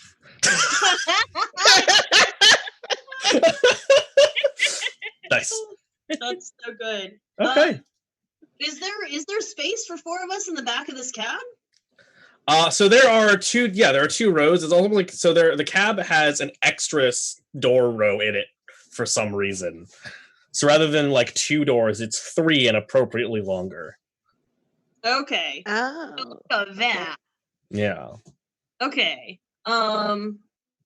Cool. So Teddy like crawls into it, like climbs over everyone else, and just drops all of his junk food on the floor of this cab. Kalinda is like, look, I don't, we did pay ahead of time, and it was some weird thing where he just like scanned my phone or whatever, but I just want to be sure like this isn't like Uber X, because I don't want to pay extra. All right. Oh no, payment's all good. You might want to check your phone though, because if you just gave him your phone. I mean, I thought that was like I said Samsung Pay, and he put his hand out. We don't do Samsung Pay here. What? No, check your phone. Check your phone. Oh my God. So she like takes her phone out and she like tries to turn on the screen, and there's like the whole like fingerprint thing that she does. Yeah, like see like fingerprinted. So the phone opens up, and everything seems okay. Like nothing about the phone seems to have changed. But you're like scrolling through your data, making sure all the things are fine. And it does look like one album of photos on your phone just doesn't seem to open. It's not like there's a folder that just says folder, but it's empty. And you're pretty sure there was something that was there, but you can't remember what it is. You know what? I have cloud backup. I'm not going to worry about it. Okay, you're all figments of my imagination. It's all good. And the cast like looks at like Mason and Kalinda, who have clearly demonstrated the most adult level of people in this group so far. And like, so you've got like Masani like Professor Xing their hash browns, and you have Teddy like throwing his junk food everywhere and eating it. It's like, are those 2 okay? Do you need? I don't know. They're not my friends. I just met them on the street. Yes, Are they taking this cab? Like, did you? Taking this okay. cab. All right. Yeah. Look, hey, I'm not going to judge you on the company you keep. And while he's sort of gesturing and talking at you, the cab starts to drive. Okay. Is the guy's like hands on? Oh, he's just like there's like the wheel is there and it's turning, and he's just talking to you like this. Oh, I mean, Watch okay. out for the light rail. They just put new signals in. This new one of those self-driving things, like why? No, it's not a self-driving car. I'm driving the car. Oh, like, what do you mean? But without like hands on the wheel, or? Oh, did you see that he's like? Did you see that he's the car? Mason says that twice. Just has to get through that sentence twice. Do you use the light rail? You're using the light rail road, aren't you? Because this is all automated. No, I'm driving the car. It's my job. Hey, it's like, wait, is it like that like Flintstones thing where he's just got like his feet in the bottom of the car and just like running real fast? That is actively the dumbest thing I've ever heard. Oh, okay. And I hear some really dumb stuff. Wow, dude. I mean, I think I'm gonna have to give you just like a 1 star, maybe 2 if you. But like that was out of order. I mean, look, this guy, he's maybe not the sharpest tool, but like you don't have to say that. Well, he's definitely a kind tool. So now here's a question. You seem to and I just laugh loud. What's going on? There's something weird going on, and clearly this is the second. I don't know. Do you prefer robot, animatronic? Just driver's fine. Driver. You're the second not human person I have seen. Or host. What is it? Excuse me. I am perfectly human. Thank you very much. Just Do you live in this car? It's my job. He is a car. So you don't like ever leave? Leave in the garage then? Why would I have to leave? That's my job. Like my job is to be a taxi. That's what I do. I mean, like, what about like eating or drinking? Don't need to worry about like, that. You know, you're a taxi. But pretty much. But you're still human. Yeah. It's easier to drive. Okay, dude. Mine than is my hands. Do you want some of this this whatever this is, I can't pronounce the name. Do you want some? So he like leans over and like the car is still just going. By the way, he sort of like leans over from his little like place in the chair, looks at your junk and goes, "No, I think that was meant for you," and then turns back around. And as like so you're looking, if you look outside the street, like things are going by ridiculously fast, like way faster than a car. And you don't recognize any of the things going by you. Do I get motion sickness? Nope, you're fine. Are my hash browns warm now? Your hash browns are not warm now. Your hash browns are not warm now. I feel like they're like a little bit warm on the outside where you've been holding them. Yeah. Right. Yeah, they're like room temperature and a little soggy. Burn melted. Yeah. And so the taxi driver, while he's driving, says, "Oh, I get it. This is your first time, right?" I mean, we're not really even sure where we're going. It was just like this card, this address on It's a my card. first time reading this. Look, dude, it's okay. I've been through a frat rush before. We're gonna be fine. It's chill. Right. I don't know why. Or is I this decided to like do one of this. those weird like orgy parties, like an Eyes Wide Shut? Is that where we're going right now? You know, if I was going to have an orgy party, I would have thought of some other people I really were. I mean, I would probably want to go to an orgy party with some people I know and trust. The taxi driver looks at the address on the card that Mason has, which you now realize is actually no longer in your pocket. And he just sort of looks at it and goes, not this house in particular, and then just keeps going. Can we go to the orgy party place instead, though? Do you want to pay more, or do you want to go where you're going and figure it out after? He does not speak for us. Nope. Okay. I mean, like, none of you are my type, but like, yeah, we can go there. Can we go back to like maybe whole night an hour ago so I could save my work? Like, I was working on a case and I didn't shower this evening. So like, I just really would like a heads up if we're going to an orgy party. I haven't showered in a week. You're not going to an orgy party. That's not what this is. Okay, good. All right. What are we doing then? Like, what's the next like part of the rush? Well, that's like, and the taxi driver just kind of looks at Teddy like, okay, well, clearly I have to speak whatever language you're speaking, and just says, like all good parts of the rush, the next part is a surprise. And it's very clear to everyone else that he is making this up by the seat of his pants. And like Teddy nods like very solemnly and goes back to eating his like food. Wait, and actually, I'm just kind of like, I'm just keep driving. Can we Anyway. go back an hour ago when I was still at my desktop and remember to press save before leaving the house? I can do plenty of things. Driving through space is one of them. Driving through time is not.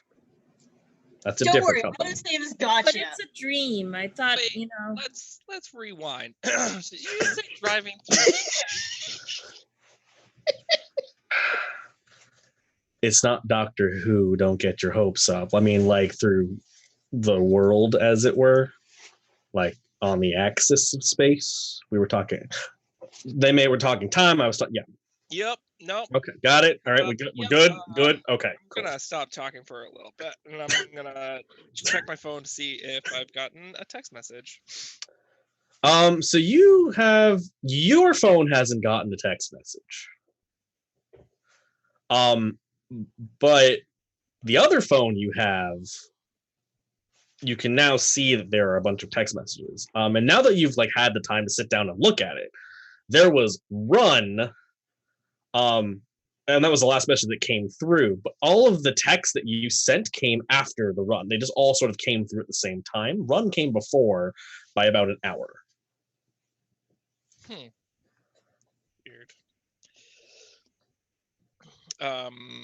Okay. So is one work and one home? No, this is my partner's phone, and I mean, I'm surprised. I found it on the ground outside of your apartment. I don't know what it was doing there. Is everything okay between you and your partner? I mean- I hate to break this to you. Teddy But- just shouts crack den. But what? I mean, I'm pretty sure my apartment building doesn't have a crack den. oh. No, I'm pretty sure he's at work. But it's weird that his phone was here. I don't know. Well, unless his work is in this apartment building, I'm sorry to say. Oh no, I mean he works. He's an emergency room nurse, so he kind of sees Oh, everybody. just across the street. You live across the street from the hospital. Okay, that makes a lot of sense. Did not realize that lights were off.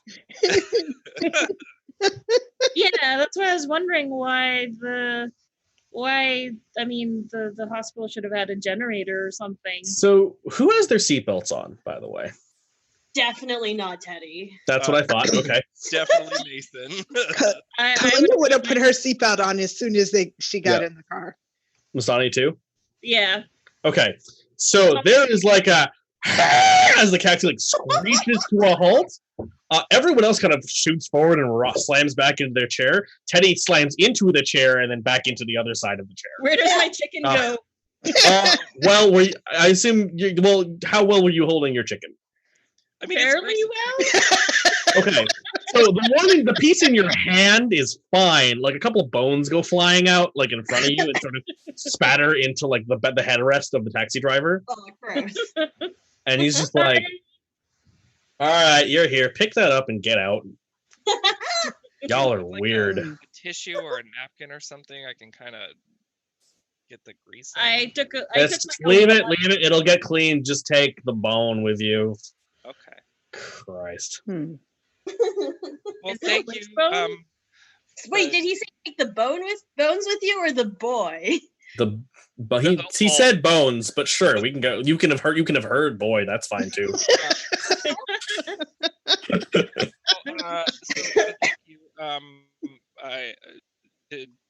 you. We never formally introduced, but is there something we should call you, or Why are you still in my taxi? Do you ask your name of every taxi driver you have? Is that your thing? When we have to go home, do you have like a card or a number? Presumably the people at the address you're going to will know how to call a cab, unlike the rest of you adults. I start giggling inanely, and I'm like, he has a bone to pick with you. Nice. everyone's okay? Close the door. Yeah. Mason is done with tonight. So you all step out of this taxi cab. The taxi cab sort of 0 to 60s out the driveway that you're currently standing in. And it looks like a fairly sort of basic, it looks like a house, like just a general house out in like the suburbs.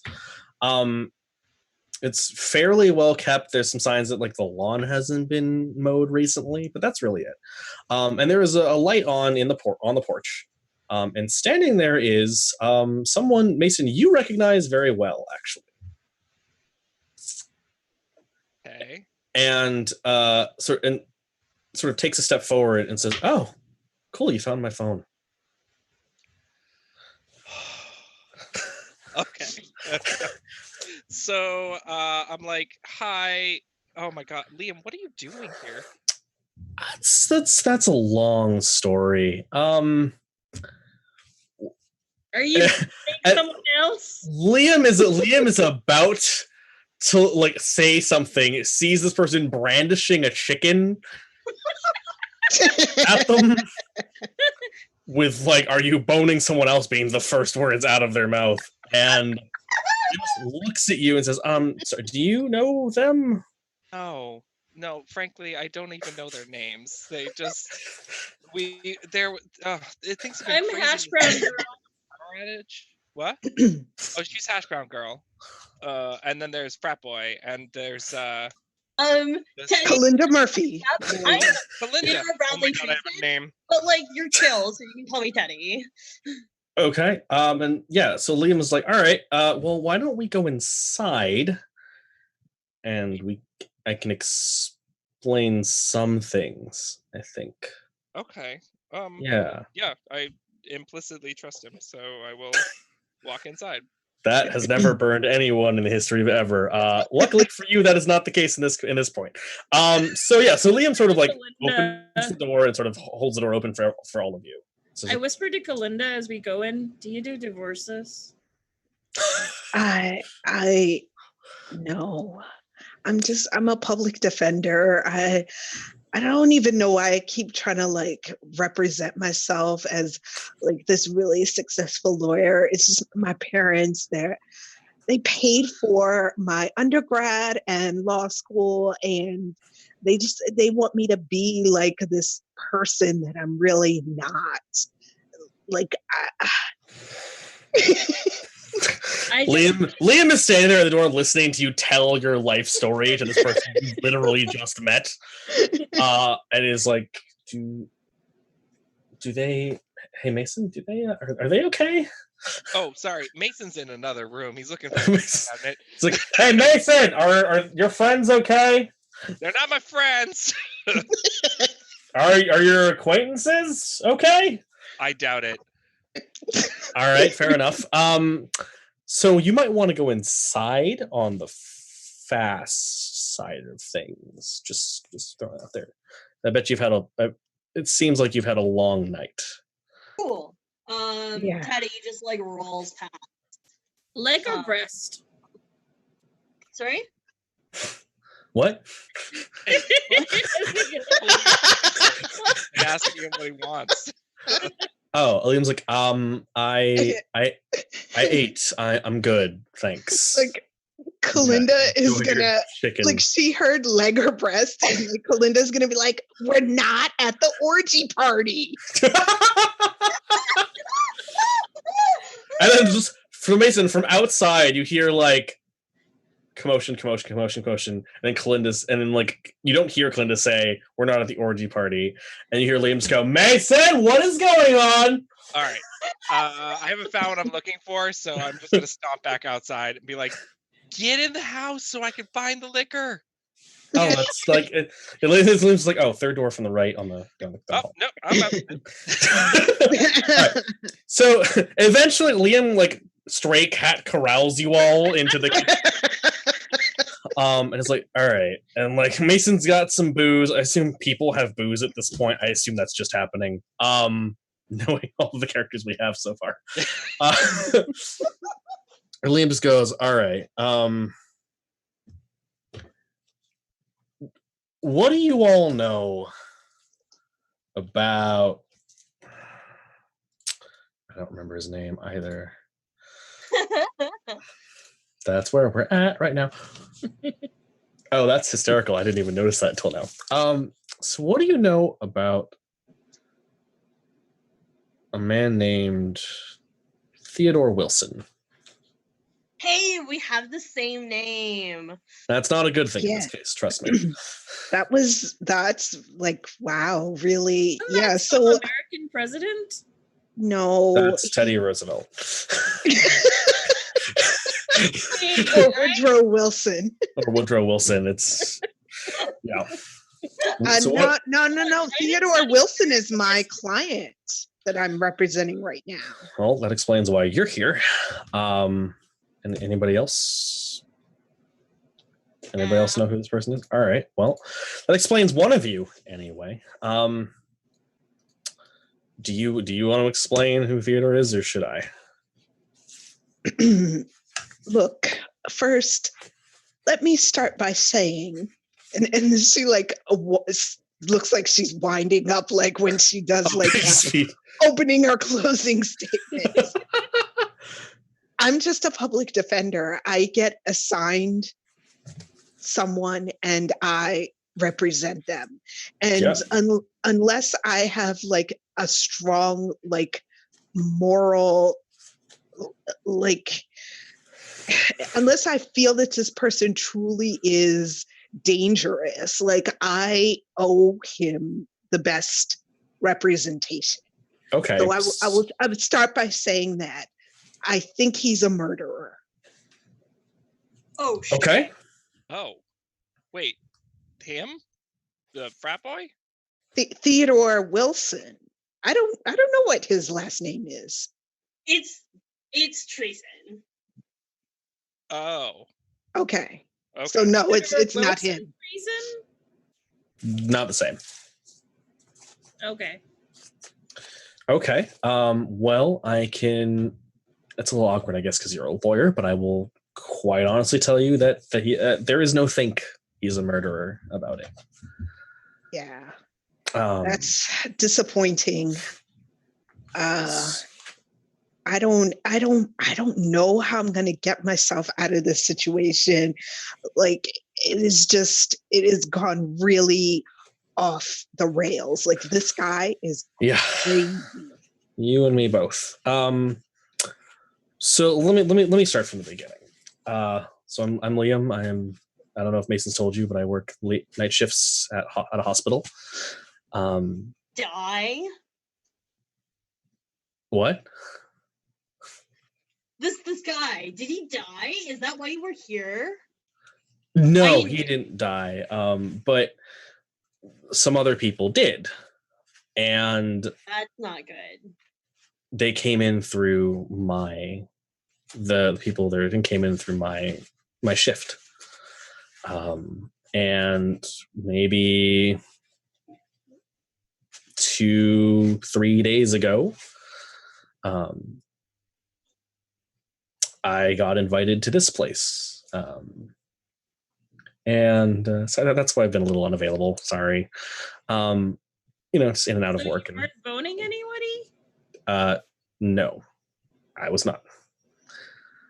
Oh, good. Yeah, right. Anyway, so lawyer. No, I don't. Unless there's something you're not telling me. Did we die? Is this like purgatory? No, but not for lack of trying. It seems like people who are caught up in Theodore Wilson's case are disappearing. Wait, why would I be disappearing? I don't even know any of these people. I was watching Westworld and I fell asleep, and clearly You're not dreaming. Just like Teddy, like smacks Mastani, like on the arm, not extremely hard, but harder than is necessary. Ow! You're See? not asleep. Yeah, not asleep. And now that you think about it, Masani, what you remember is that like you were up pretty late at night one time. And you were sort of stuck on like a chapter that you couldn't quite figure out. And so you like did the thing you normally like sort of take like sort of pace angrily around your room trying to like get this brain to words. And you remember that there was a sort of like a flash of red and blue lights outside, and you sort of like peeked out the window to look, and somebody had been taking what looked like a person on a stretcher from an ambulance into the hospital. And now that you think about it, you can remember you've seen Liam before at the entrance ramp to the hospital, sort of being the one coordinating people getting. Oh yeah, your head of hair looks familiar. That's an interesting way to phrase it, but yeah, okay. Well, when you're 13 floors above. That's true, I guess. Above what? I live in the apartment building across the street. Okay, that explains why you're here. I think we explains also. I think I explain why Mason is here. What about? And he doesn't finish the sentence, presumably because Teddy is like chomping on food still, like sitting at this table, and it's like, what about? Yeah. Teddy. And like Teddy's got his mouth full, and he just like sprays everyone. No, that's nasty. Okay, all right. Well, it's like, okay. Just like mistaken identity because he has the same name. I don't know what's. I mean, who are you? Obviously, what do you do? Uh, Because we're all here apparently based on the same thing. So my name is Theodore Bradley Treason. And I got fired today, so I don't do shit. that company that just got bought in a merger, right? Is that the one you just got fired from? Yeah. How do you know? Okay. That explains that too. Okay, so Why? How? yeah, let me put that together. So Theodore Wilson is a murderer, not just a murderer, but a hired murderer, someone who does things to people for some kind of payment. It's not as uncommon as you think in this particular in where we are. So let me start by saying this: it is you all haven't been able to sleep, right? No. Like Mason, I know you don't sleep ever, but I haven't been able to sleep in decades. okay, but like That explains a lot. But like really haven't, like, I mean, I assume you haven't died, but for the last week or so, just no sleep at all, right? I guess. I mean, Yeah. I mean, I've been working on the case, just staying up. Like, I got to put in like 70 hours a week, so sleep is a very, it's something that doesn't really happen that much when I'm in the middle of a case. Okay. Everyone, so the city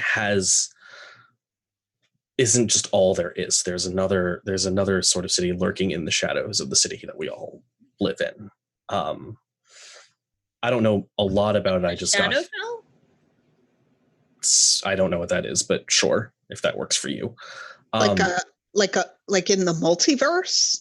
Sort of, but like in the same space, right? So they occupy the same space. You mean like sewers?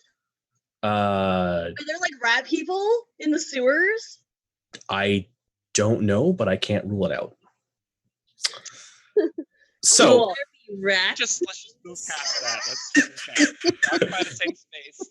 The point is that none of us understand it. Things happen in the shadows that we don't see often. But after a while, if you're awake long enough, you can. And then everything can see you, and that's a problem. So I assume. So let's just go to sleep. That's not a great idea.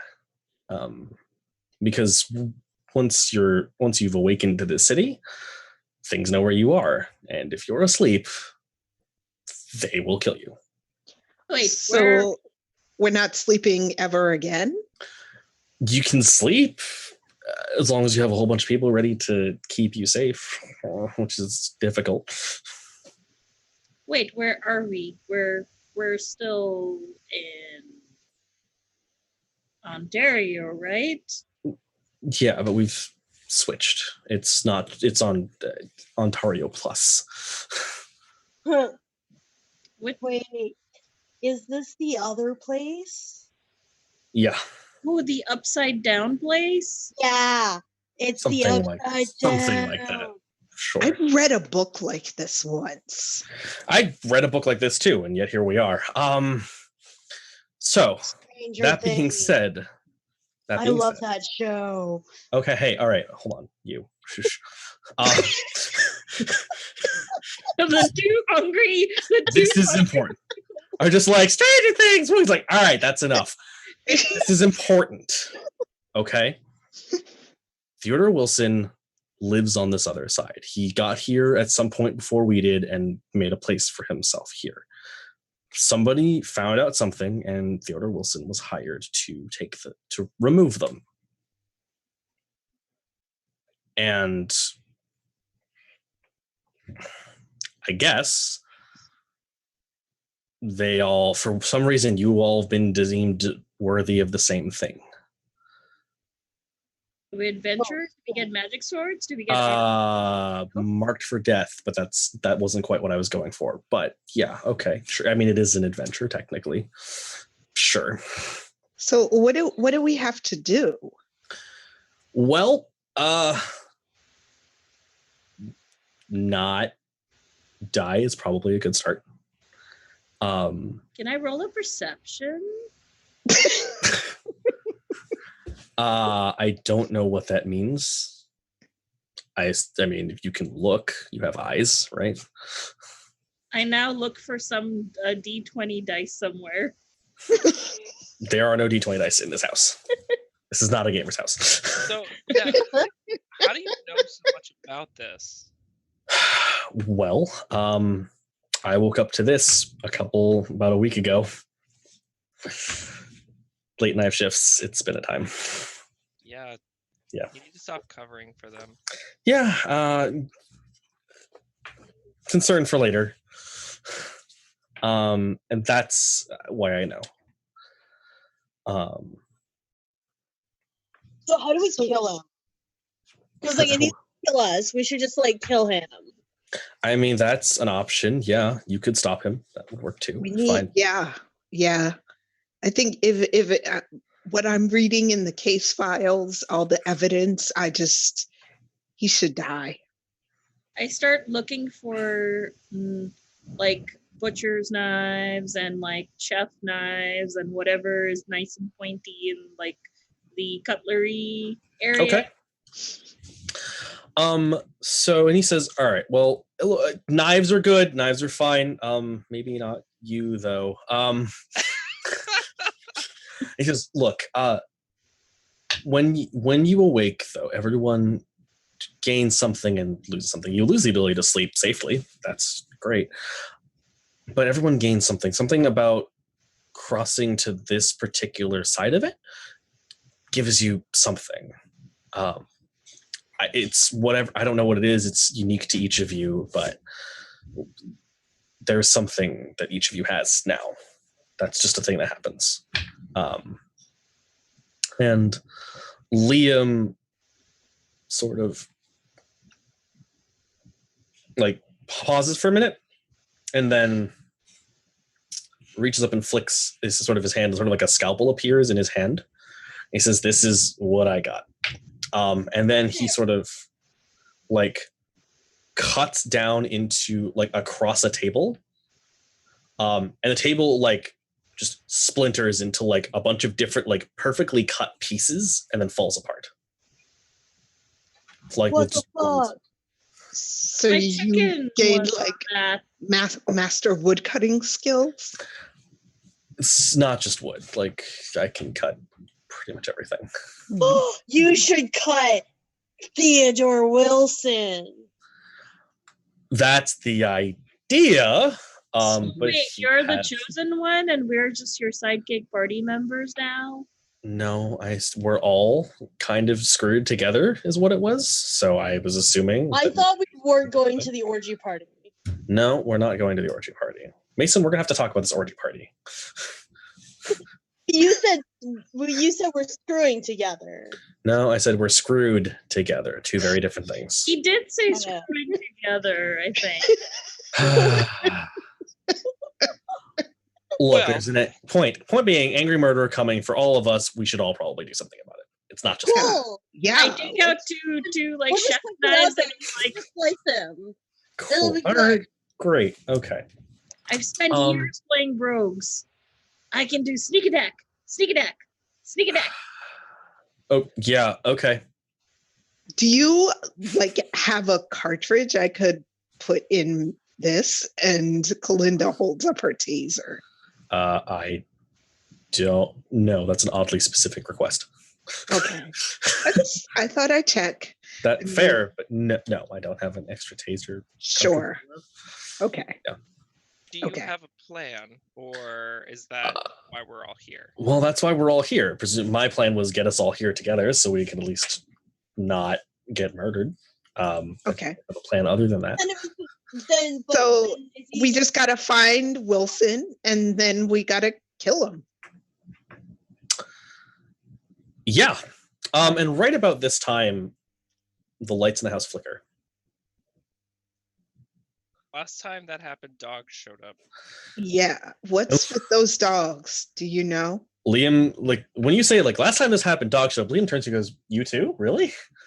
Okay, that's getting a little old, I guess." And sort of like, well, I guess that means we're here. So, take out the dogs, try not to die. Step 1. Good plan. What? Yeah, Take it. okay. Oh, wait! You gotta show us how to activate our powers. I just How do I do the I cut don't thing? know. I was in trouble, and then this happened. So Okay. Should we all like throw a knife and see if we can chop things up? that sounds like a dangerous idea, and probably not how that works. No. Okay. But I mean, there's going to be plenty of danger in what looks like a hot minute, and then the lights like flicker twice and die. Oh shit. Mm. I think, okay. Teddy goes back to turn his phone flashlight on. All right, so you turn the phone flashlight on, and it's sort of in the middle of this sort of living room area because the table's falling apart, and sort of out of the wreckage of this table, shadows start to sort of congeal in the center of the room, and sort of like darken in the center of the room, and what looks like 4 of those dog things kind of pool out of the shadows in the wreckage of this table, and like fixate on each one of you. Does my eyesight What was our plan? What was our plan? What was our plan? What was Kill dogs, don't die. And Liam, I start stabbing, trying to stab the dogs. Okay. Teddy pushes Liam towards the dogs. Wow. Okay. So Nice thing of them. So Teddy, you push Liam towards the dogs. Liam swings at one of the dogs with the scalpel, and it leaps midair at him, sort of hangs in midair for a second as he brings the scalpel down, and the dog sort of splinters apart the same way as much of the table, and sort of clean parts, sort of with very clean cut lines through them. And you see that beneath this fur and sort of what looks like pale, really dark black fur, is oil and machinery as it sort of splinters apart and sort of falls apart to pieces. Oh shit. And then Teddy, right as you shove him forward and this happens, you hear a growl from behind you. This is not good. It is definitely not. I tried to completely forgot what my exhaustion talent was at all. Nice. I am pretty sure it was not combat related. It's perfect insight. So oh yeah, this is the thing where you are luckily just out of the way for no reason whatsoever. Yeah. Yep. Mine is not combat related at all. Y'all have madness. No, madness things are fine. Everything you have is combat related if you use it creative. Just throwing that out there. Mine's kind of combat related because I have perfect eyesight. Mm-hmm. Okay. Also, y'all have madness talents. You can just sort of try those. I am totally using my madness talent to be lucky in my strike. Yeah, you are. All right. So Masana, you went to go stab dogs, right? Yes. Okay. With my so we're 2 chef knives. Okay. So the way this works with madness is you roll your discipline. So you always roll discipline, and you can roll as many madness dice as you want to, within the 3 you have, at any point whatsoever. So I have 3 to begin with? You have up to 3, yes. Okay. But you can always roll those. I will roll all 3 of them because what the heck. Okay, so you're rolling all 3, and these dogs are kind of spoopy. So they're at a 4 pain. So you're rolling at a 6. Okay. Okay. Cool. So the first one's discipline, and then the second one's madness. Sounds good. And then All right, 2 successes on that. And then 1 success on my madness. All right, so 3 successes, and your madness dominates if you tie it, or if it ties. So throw that in there. So you succeed, but pain dominates, so it's going to go badly for you. I got a 6. So you never stabbed anyone with chef's knives. You have never stabbed anyone with chef knives before. So what happens is, so you sort of you get it. You get your sneak attack bonus basically, and it's like dog sort of like leaps over you to get at Teddy, and you sort of reach up as it bounds over the couch and sink it into sort of where its underbelly, and you hear like a grinding of gears and looks like metal, like a screech of metal on metal, and the dog sort of like has this weird sort of echoey yelp and falls over, but you hear a snap, and you come back and the knives have broken off and the blades have broken off in the dog, and so your weapons are mostly irrelevant now. You've just got two handles. You just have like two I've got the two hilts. You got like two hilts of like a shard of broken blade, kind of like that, a little bit sort of sticking out there. Is that's what you've got? But that case, you're fine. You're fine there. So anybody else? What are y'all doing? So there's a dog for each of you. Kalinda is panicking. Yep. And she is like her hands over ears, and she's kind of like rocking back and forth. And I'm going to use her madness talent. Excellent. Cool. So you're going to roll the same. You're going to roll whatever you want with your dice, and I'm going to roll the same thing for you, 46. Okay, so they're 4. I think I'm gonna have to roll all 3 madness. Okay, sounds good. I'm unsure about this. So the first one is discipline. All right, 1 success in discipline with a 5.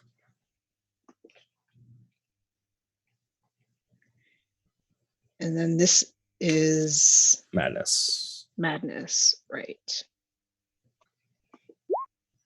Yeah. Nice. So 4 successes grand total. Awesome. Let's see what we get here. 2 successes. A lot of madness. That is a lot of madness. That is a lot of madness. And madness dominates, actually, because it wins the ties. Yeah. So,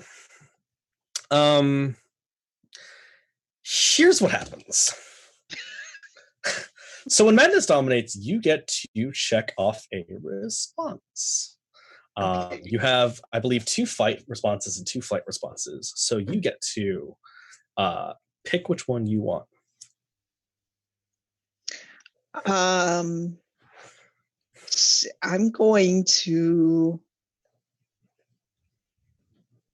do fight. Okay, cool. Yeah. So so you're sort of like clutching your head like, nope, not a good time. Right. And the dog sort of leaps forward at you, and something in you sort of, something responds to the threat that you're facing. And you sort of let out, like, what comes to mind is like a song, something you knew from when you were a kid, like a dumb playground song. Mm-hmm. And this, like, and the dog sort of, you're humming it to yourself. And at some point you realize it's coming out of your mouth, like you're humming it out loud. And this dog sort of like lands sort of mid-run, sort of slows to a stop, and then sits there sort of staring at you. And you're not quite sure what's going to do. And what you do is you're like, sit. And the dog sort of like sits. Like, tail is not quite thumping from side to side, but it looks like it would be. And the dog sort of sits there, waiting, looking at you. And that feels, for some reason, for whatever reason, that feels fantastic. Like, being able to just be like, no, that's it. That I can do that is great. And it feels good to you. Yeah. Yeah. Yeah, like I feel like after I do like Superwoman pose or something. Yeah, it's like, yeah, awesome. So Mason or Teddy, your choice. Teddy already, I guess, pushed technically, but you do have a dog coming for you too. Yeah, I'm trying to figure out, because my madness talent is not useful in combat in any way, shape, or form. That's what you think. Give it a shot. Well, madness is strange and reacts in weird ways. Okay. Yeah. Yeah, I don't really see how that would work, But you know what? I'm just gonna roll for it. Sounds good, and I will tell you how it works. Cool. Perfect. I like that. So I'm gonna roll 3 discipline dice and then 2 for madness. Sounds good. Cool. No successes. Nice. Discipline. Undisciplined. Great. I've Okay. got 1 4 and 2 6s. Okay, so successes in discipline, that's good. Okay. For strength. I thought success was 1, 2, or 3. Yep, success. Well, you've got high pools of discipline though, so discipline has a really good chance of dominating the scene, which is good. Yeah. And then I've got a double 6 in. Nice. So no successes. Awesome. Great. Good. Well, that's unfortunate because Payne got 1. So on the other hand, you have like a butt ton of 6s. So you like madness is gonna dominate yours. And Payne this is not going to end necessarily well for you, but but you're going to learn something from it. As from most things as you learn from Payne. So you sort of like the dog sort of leaps at you. You sort of throw up your hand kind of to like guard against this thing jumping at you. And at the last second, you see that the dog has what looks like some kind of collar. It's not like a dog. It's not like a nice dog collar with a little tag on it, but looks like a band of iron sort of around where it is, sort of with sort of rivets into it, because clearly this thing isn't actually like an organic creature that's living. And something about it is familiar to you, and you can't quite place it yet, but something about it feels familiar and feels right. So you reach out and you grab it. And you sort of you hear like a grinding halt as the mechanism in this wolf robot clockwork thing grinds, like abruptly screeches to a halt. There's a grinding of gears and like as sort of like something sort of in the internal mechanisms breaks, and the creature sort of falls at your feet, stops. And that's more like the exhaustion talent than my. We're getting there. Okay. Sorry. I'm getting there. Don't worry. All right. And you notice 2 things. 1, you have a splitting headache. And 2, in your other hand, the hand you didn't grab the dog with, is sitting just a stack of what looks like rubies, emeralds, diamonds, like just gemstones in your hand. Nice. You can't see me, but I just like dabbed. In my Nice. But yeah, that's what you see. It's like you have a splitting headache, and now you have a whole bunch of like jewels in your other hand, and whatever it is, the dog you had is clearly fallen over. And but something about that collar is bothering you. You remember it from somewhere, and you're not sure where. Cool. Okay. Mason, you've got one coming at you. Yeah. So I think it's coming too fast to draw my pistol from my side holster, and I haven't really practiced one hand yet. So I just kind of get into a boxing stance, and then I got one arm up, and I'm just like, and so I go to punch it, and I feel like my other arm is going to come up, but I know it's not going to. So gotcha. I'm going to roll 3 and 3. Awesome. I like to live dangerously. Immortal last words. Also, Teddy, check off your fight response for that, because that was a bit of a narrative thing I had to do for that particular thing. Because you're madness dominated. Yep. Okay, so what does this mean? So it means that you have, for your responses, and you had 1 fight and 2 flight, I think, right? So you no longer you've check off 1 fight response. All you have left are flight. Oh, okay. Next time madness dominates in your scene, you're running somehow. Nice. I didn't understand that's what those were, but I'm into That's what those are. Yep. All right. So I have 4 successes. Okay. Right now. All right. Well, I fail miserably, but Payne dominates pretty heavily. So, so you like punch in, and like the creature sort of like gets like you mistime your first punch, and the dog thing sort of bites down on your arm, and it hurts. Like it sucks. But your instinct is to bring your other arm around. It's not there. It doesn't matter. But you see, as you do that, you feel something like a shock run up where it would be. You feel like a shock run up it as what looks like an impact hits the dog right like where you would have hit it and sends it flying off you to the right. Huh. Neat. Okay. Yeah.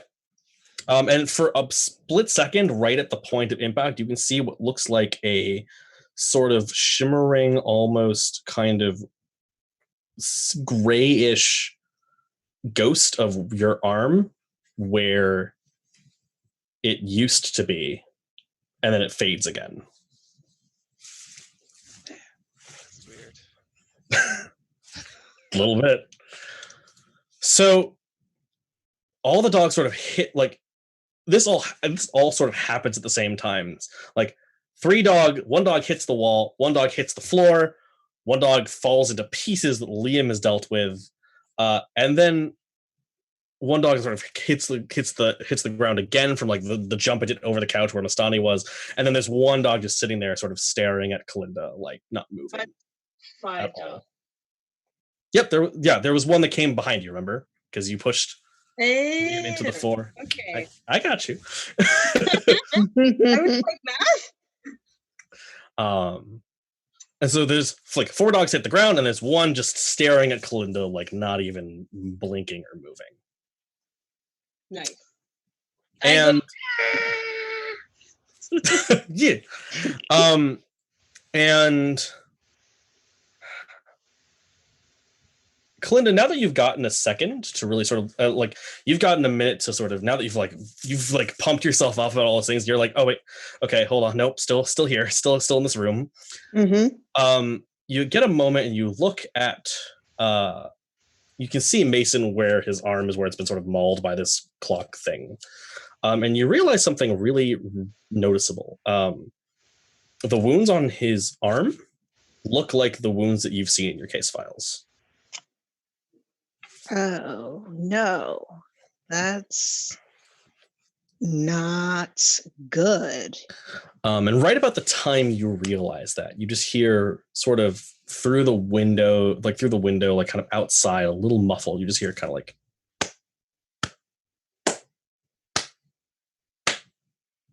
I think we're about to meet up with Wilson. Oh. The president or the killer? Oh my God, he's dead.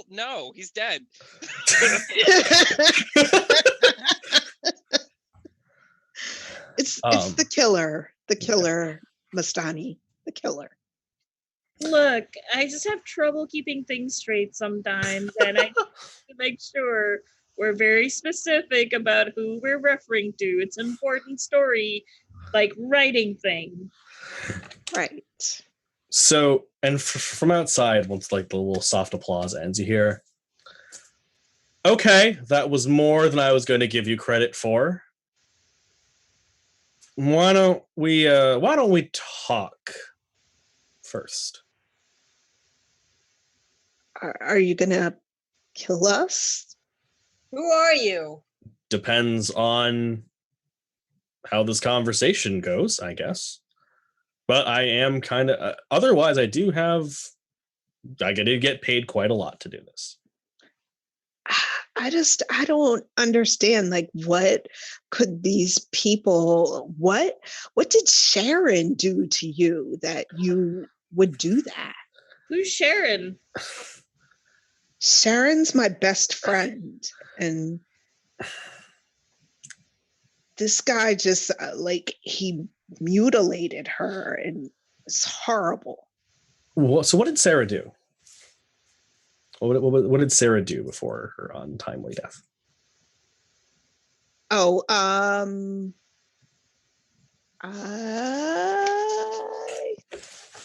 don't know. I think I said she was the lawyer also. Okay. And so Teddy says, oh, she was a paralegal. Yeah. So Theodore Wilson sort of outside and goes, look, I don't really want to be yelling through a window. I don't think you do either. I just Dogs is- don't really trust you. And right so he says, just look outside. So Kalinda's gonna like hesitantly walk toward the I guess the front door. I think she's gonna walk toward the front door and open the door. So what you see is the person in the pinstripe suit you saw earlier, who was standing out there. You know, this time hands aren't in the pocket, hands are up raised. The dogs are. He's standing in on a street light that is on, and it looks like the dogs are standing just outside of the light, sort of pacing around behind him, like a couple feet back. More dogs are the ones that attacked us. More dogs, different Okay. dogs, same dogs. Who knows? And so he's like, look. This is proving to be a difficult night, and I was lied to. I'd like to talk. Who let the dogs out?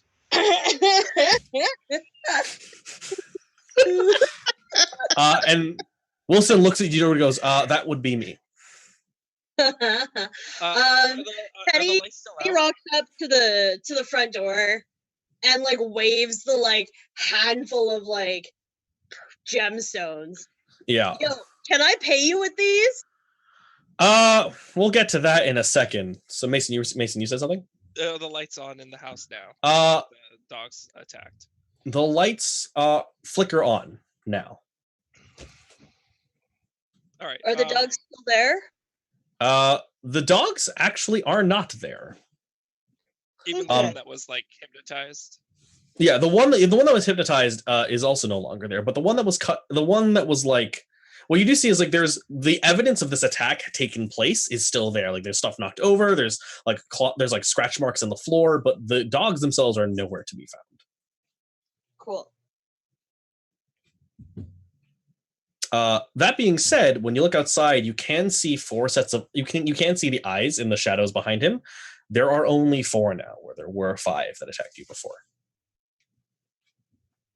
What do you want from us? Well, I was hired to kill all of you. Wow. I thought that would have been obvious at this point. Yeah, but like why? Why? Because, well, look, I'm your lawyer. I'm legally obligated to represent you. I can't even divulge information that I find out about the case. Like, you should let me go. Like, I'm the one person who could actually protect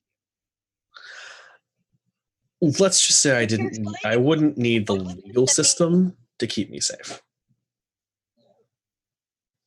Yo, dude, why would you send me like a creepy, weird targeted ad if you're trying to kill me? I didn't send you anything. I just showed up outside your house. No, but like on Instagram, it said that I was dead. That wasn't me.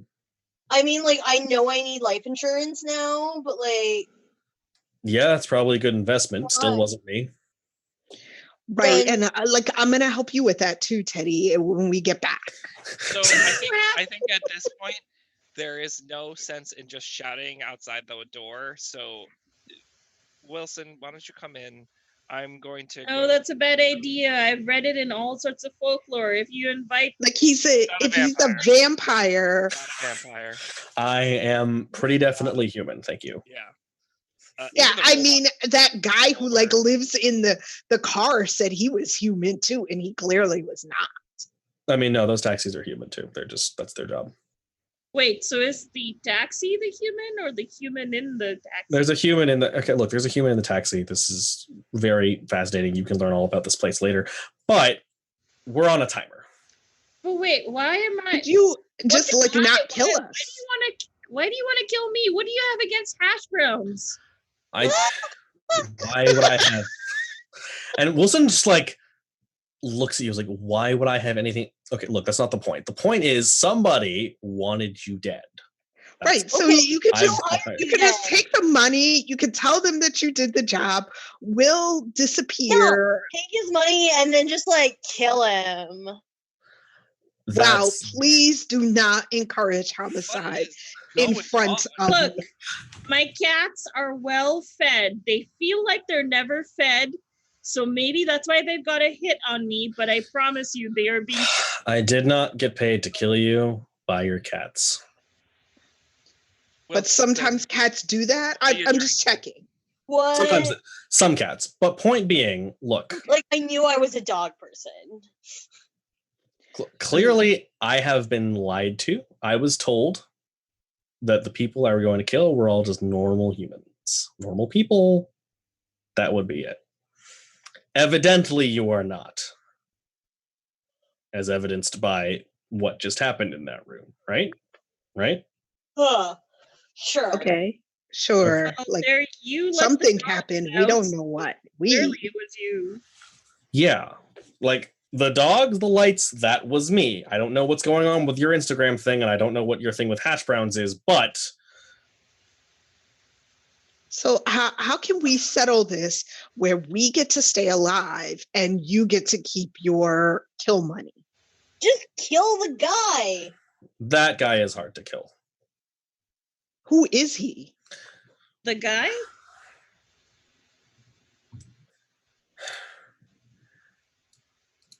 Look, I can't really tell you his name. That's not how this works. So, Okay. Or you can just tell us. It's not like you'll know.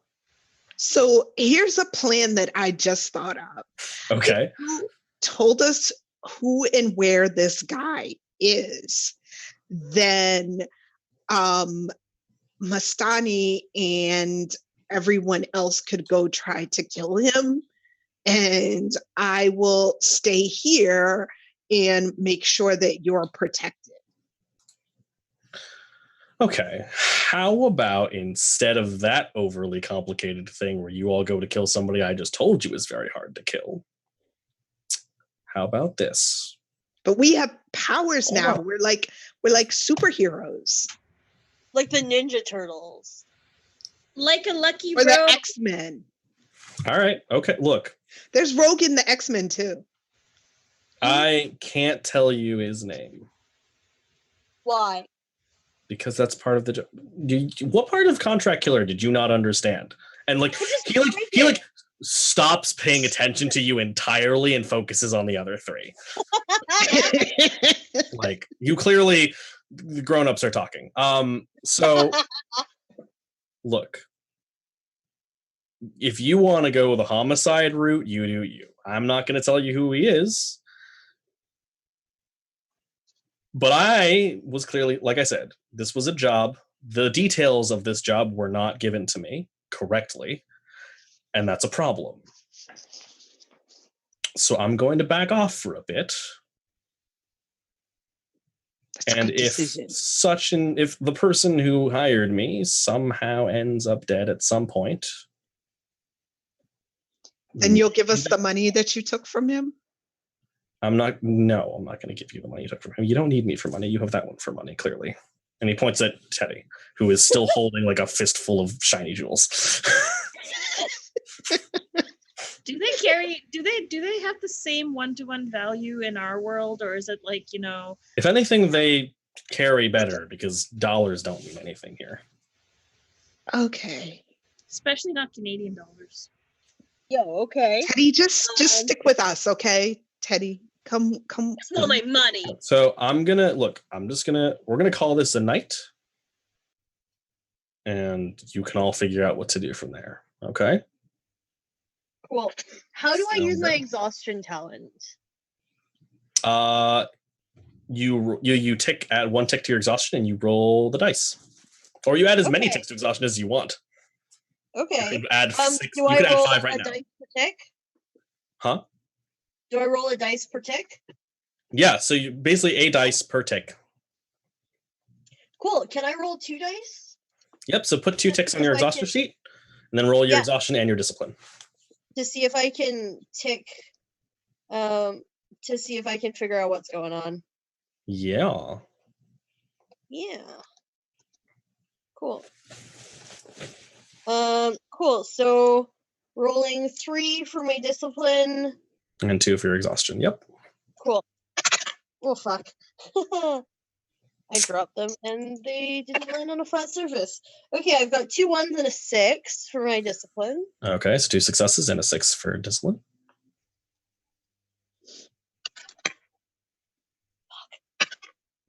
And a 1 and a 2 for my exhaustion. Oh, cool. So 4 successes and a 6 in discipline, right? So yeah, so you don't get any more exhaustion. That's good. Don't get that. Nice. So you take a little bit. You're not sure exactly what is going on, but you think about it for a second. You think really, really hard, and you remember something. You've seen those collars before. And now you know why they reacted to you the way they did. Because the last time you saw that collar, or something like it, was in a glass case on a mantle in your dad's home. Yo, I think my dad does this stuff too. So your dad ordered the hits on all of us? Your dad wants to kill you. That's what is happening here? And now Why that does your dad want to kill me? now that you've seen this, by the way, you notice much better, because Teddy's been standing in shadow the whole time because he's standing like directly under a light. You realize that he's wearing a choker that looks a little similar to a riveted collar almost. Teddy is a dog monster. Sure. Kalinda says out loud. Sure, that's Sorry, it. I'm wearing it? No, not you, the other Teddy. Ah, Yes. Yeah. Or I did not realize how confusing that was going to be until just now, by the way. Yeah. Independent name creation. Yeah. grab it? Crazy that we both use the same name. Such is. But yeah, so Theodore is Wilson is wearing a similar thing. I want Right. to grab it. I want to grab it. Okay, you can try to grab it. Want to run out into the, you know? Wait. Do I roll for On that? his neck. So you have to roll discipline and madness, and then you're gonna have a lot of pain coming at you as a note. It's 9. It's 9 pain. Oof. Is that possible? I don't. Teddy, Jesus, Teddy, okay. Teddy. No. I don't gonna think do it's it. a good idea. No. I'm gonna do it. No. Teddy's gonna do the thing. All right, so yeah, roll So, your. I rolled Yeah. 2 4s and a 6 for discipline. Okay, so that's no successes and a 6. Yeah. Does Teddy also roll? I think you also roll exhaustion now because you have it. Yeah, because you have it. Yep. Okay, so I rolled 2 exhaustion. Yep. Cool. I've got a 3 and a 5. Okay, so 1 success and discipline still dominates. And then how many madness am I rolling? Whatever you want to roll. 3 is your I'm maximum. gonna roll 3. That All sounds right. like a good Or idea. 2s. 2 2s? Or what? 3 2s. So 3 2s. So 4 successes total, right? Hey, yep, I think so. Yep. Awesome. 1 exhaustion success and 1 madness. 3 madness. No discipline. Okay, so you have so you're I will tell you what happened. There are 5 successes I rolled. And my highest is 6,655. Okay. So pain succeeds and pain dominates. Cool. Teddy. So you go to reach for you break out into a run, like hand up, trying to grab this joker. And out of the shadows, one of the dogs sort of grabs your arm and pulls you down. Oh no. To the ground. And so you're like sitting there sort of like arm kind of out like this. And then one of the dogs sort of just plants both of its really obnoxious, like it's too heavy for a dog, plants both its paws on your back and stands there. So Like, is my growling lucky in your rubbing ear. off? Huh? Is my lucky rubbing off? Maybe. Maybe a little bit. I think Kalinda is going to like shout out stop toward the dogs, and I want to use my madness talent. Okay, do it. So you're rolling against the same thing. Okay, I'm gonna use 2 exhaustion then. All right. And 3 madness. What the hell? Sure. Okay. So this is my discipline is first, which is 0 successes. Fantastic. Nice. I'm off to a really good start. Really good start. Then I said, what? You said 2 exhaustion. 2 exhaustion. Wait, what's my cap of exhaustion? So your cap of exhaustion is technically 6, but at 6 you fall asleep. So I'm going to do 3. Functionally 5. Okay. Okay. Sure. So I'm going to do 3. All right, 1 success. And that was still. That's also great. Yeah. That's great. Okay. It's really going good. It's going good. And then I'm going to do 3 madness. Okay. Okay. All right, so 2 successes, right? Yeah. Yeah. Yeah. Ooh. Yeah. Okay. Great. Ooh. So same thing. Like, I got this. So Kalinda, you yell like just like set. And your voice sort of echoes out and like sort of with a sort of strange musical undertone to it. And the 2 dogs seem to like sort of hesitate for a moment and sort of like stop. Like the one that's like violently shaking Teddy's arm is like stops for a second. Then sort of like cocks its ears back and sort of turns to look at you. And then Wilson just a sharp whistle just pierces through your voice, like the echoes of your voice, and sort of like just and breaks it. And the dogs sort of wag their heads and sort of like they don't do anything anymore, but they're very clearly like listening to him and not you. Okay. And like shove all the jewels in his like sweatpants pocket. Yep. Okay. And so Wilson goes, all right, look, very clearly things have deteriorated. I'm going to go, and then I'm going to find out if I'm supposed to kill you later, and then we'll have a very nice discussion, and I'll try to do it again, if that's the case. Otherwise... You could just not come back. No, that's not how this works. I have a job to do. You know how this works. We could just kill your dad. And Wilson goes, that sounds like a you problem, and starts to backs away out of the spotlight, and sort of you can hear you sort of like steps away and back in the shadows. You hear the sound of like a metal kick, and then a light turns on, and what's very clearly like a motorcycle, and he sort of like gets on it and drives away. And the dogs that are standing on Teddy sort of melt into the shadows around him and vanish. Okay, so now that scary Teddy is gone, frat Teddy, I just think that we're gonna have to go kill your dad. Wait, why? I mean, like, yeah, okay. And you're gonna defend us, right?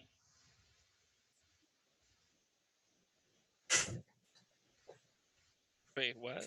That's a lot of pause. Yeah.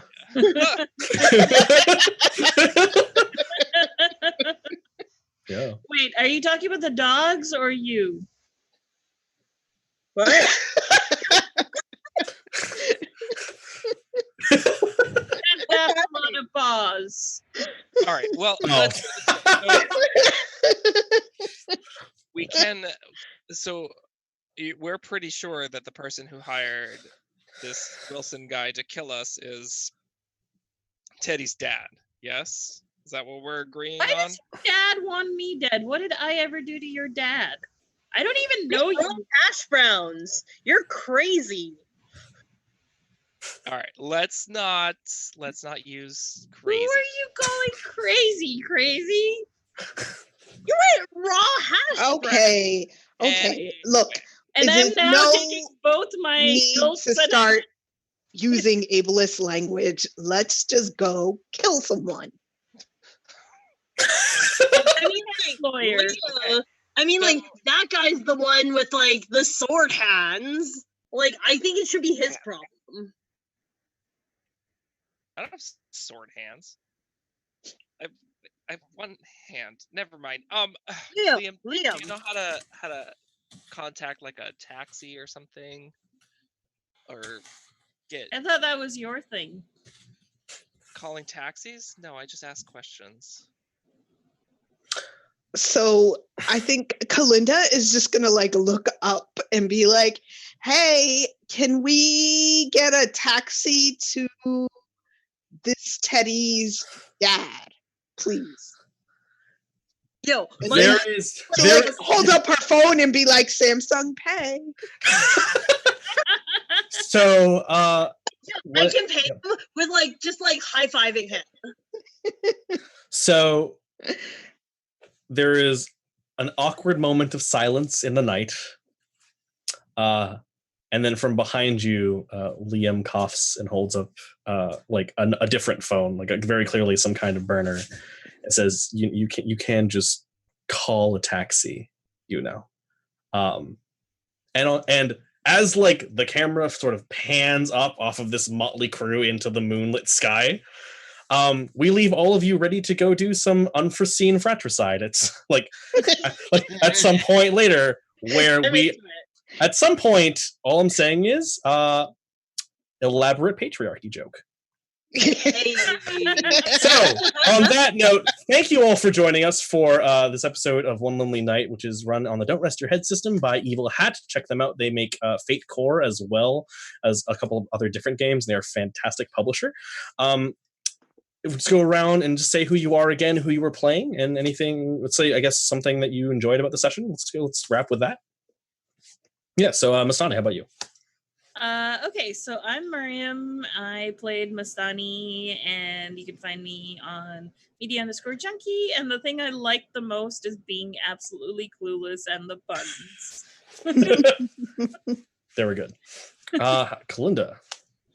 Hi, I'm Lily, and I played Kalinda. And I think the thing I liked the most was that this felt like it was possibly going to be like really dark and, maybe pushing some boundaries. And it ended up being the complete opposite of that. This game has two total. It has horrible, and just so it went into The Hangover and Weekend at Bernie's. Yeah, I'm okay. Like, honestly, the two, every time I've run this game, it's either been like deep, gritty, angsty horror or like just screw it. And I don't make any reservations as to which way you're going to go. I put the warning of the one that needs a warning in front, and then everything after that is up to you. Let's go with Mason. So hi, I'm Sean. You can find me on Twitter at Burning Justice. I played Mason, and I kind of liked how we went off the rails of like the horror-y thing, and like I didn't expect to be so straight man, and it was just like like this is what's going on now.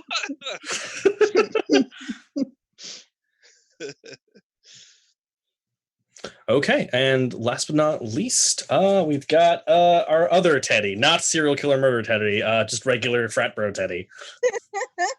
I had a really good time just being frat bro Teddy. Just like the whitest white dude is like the opposite of what I actually am in real life. Fair enough. So it was very exciting just to be extremely dumb and extremely self-centered. And I'm just looking at the chat. I'm glad that people seem to have a good time with all the dumb shit Teddy did. Yeah, absolutely.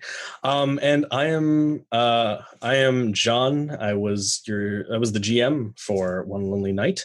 And I think the thing for me I loved a lot was just seeing where you all took it. Like, this game is very clearly designed to be a horror game written, and it has never ever obeyed the laws of any of that. in any game I've played for very long, or it like has dived into them forever. And it's always fun to see where people take it, and I'm really glad y'all did.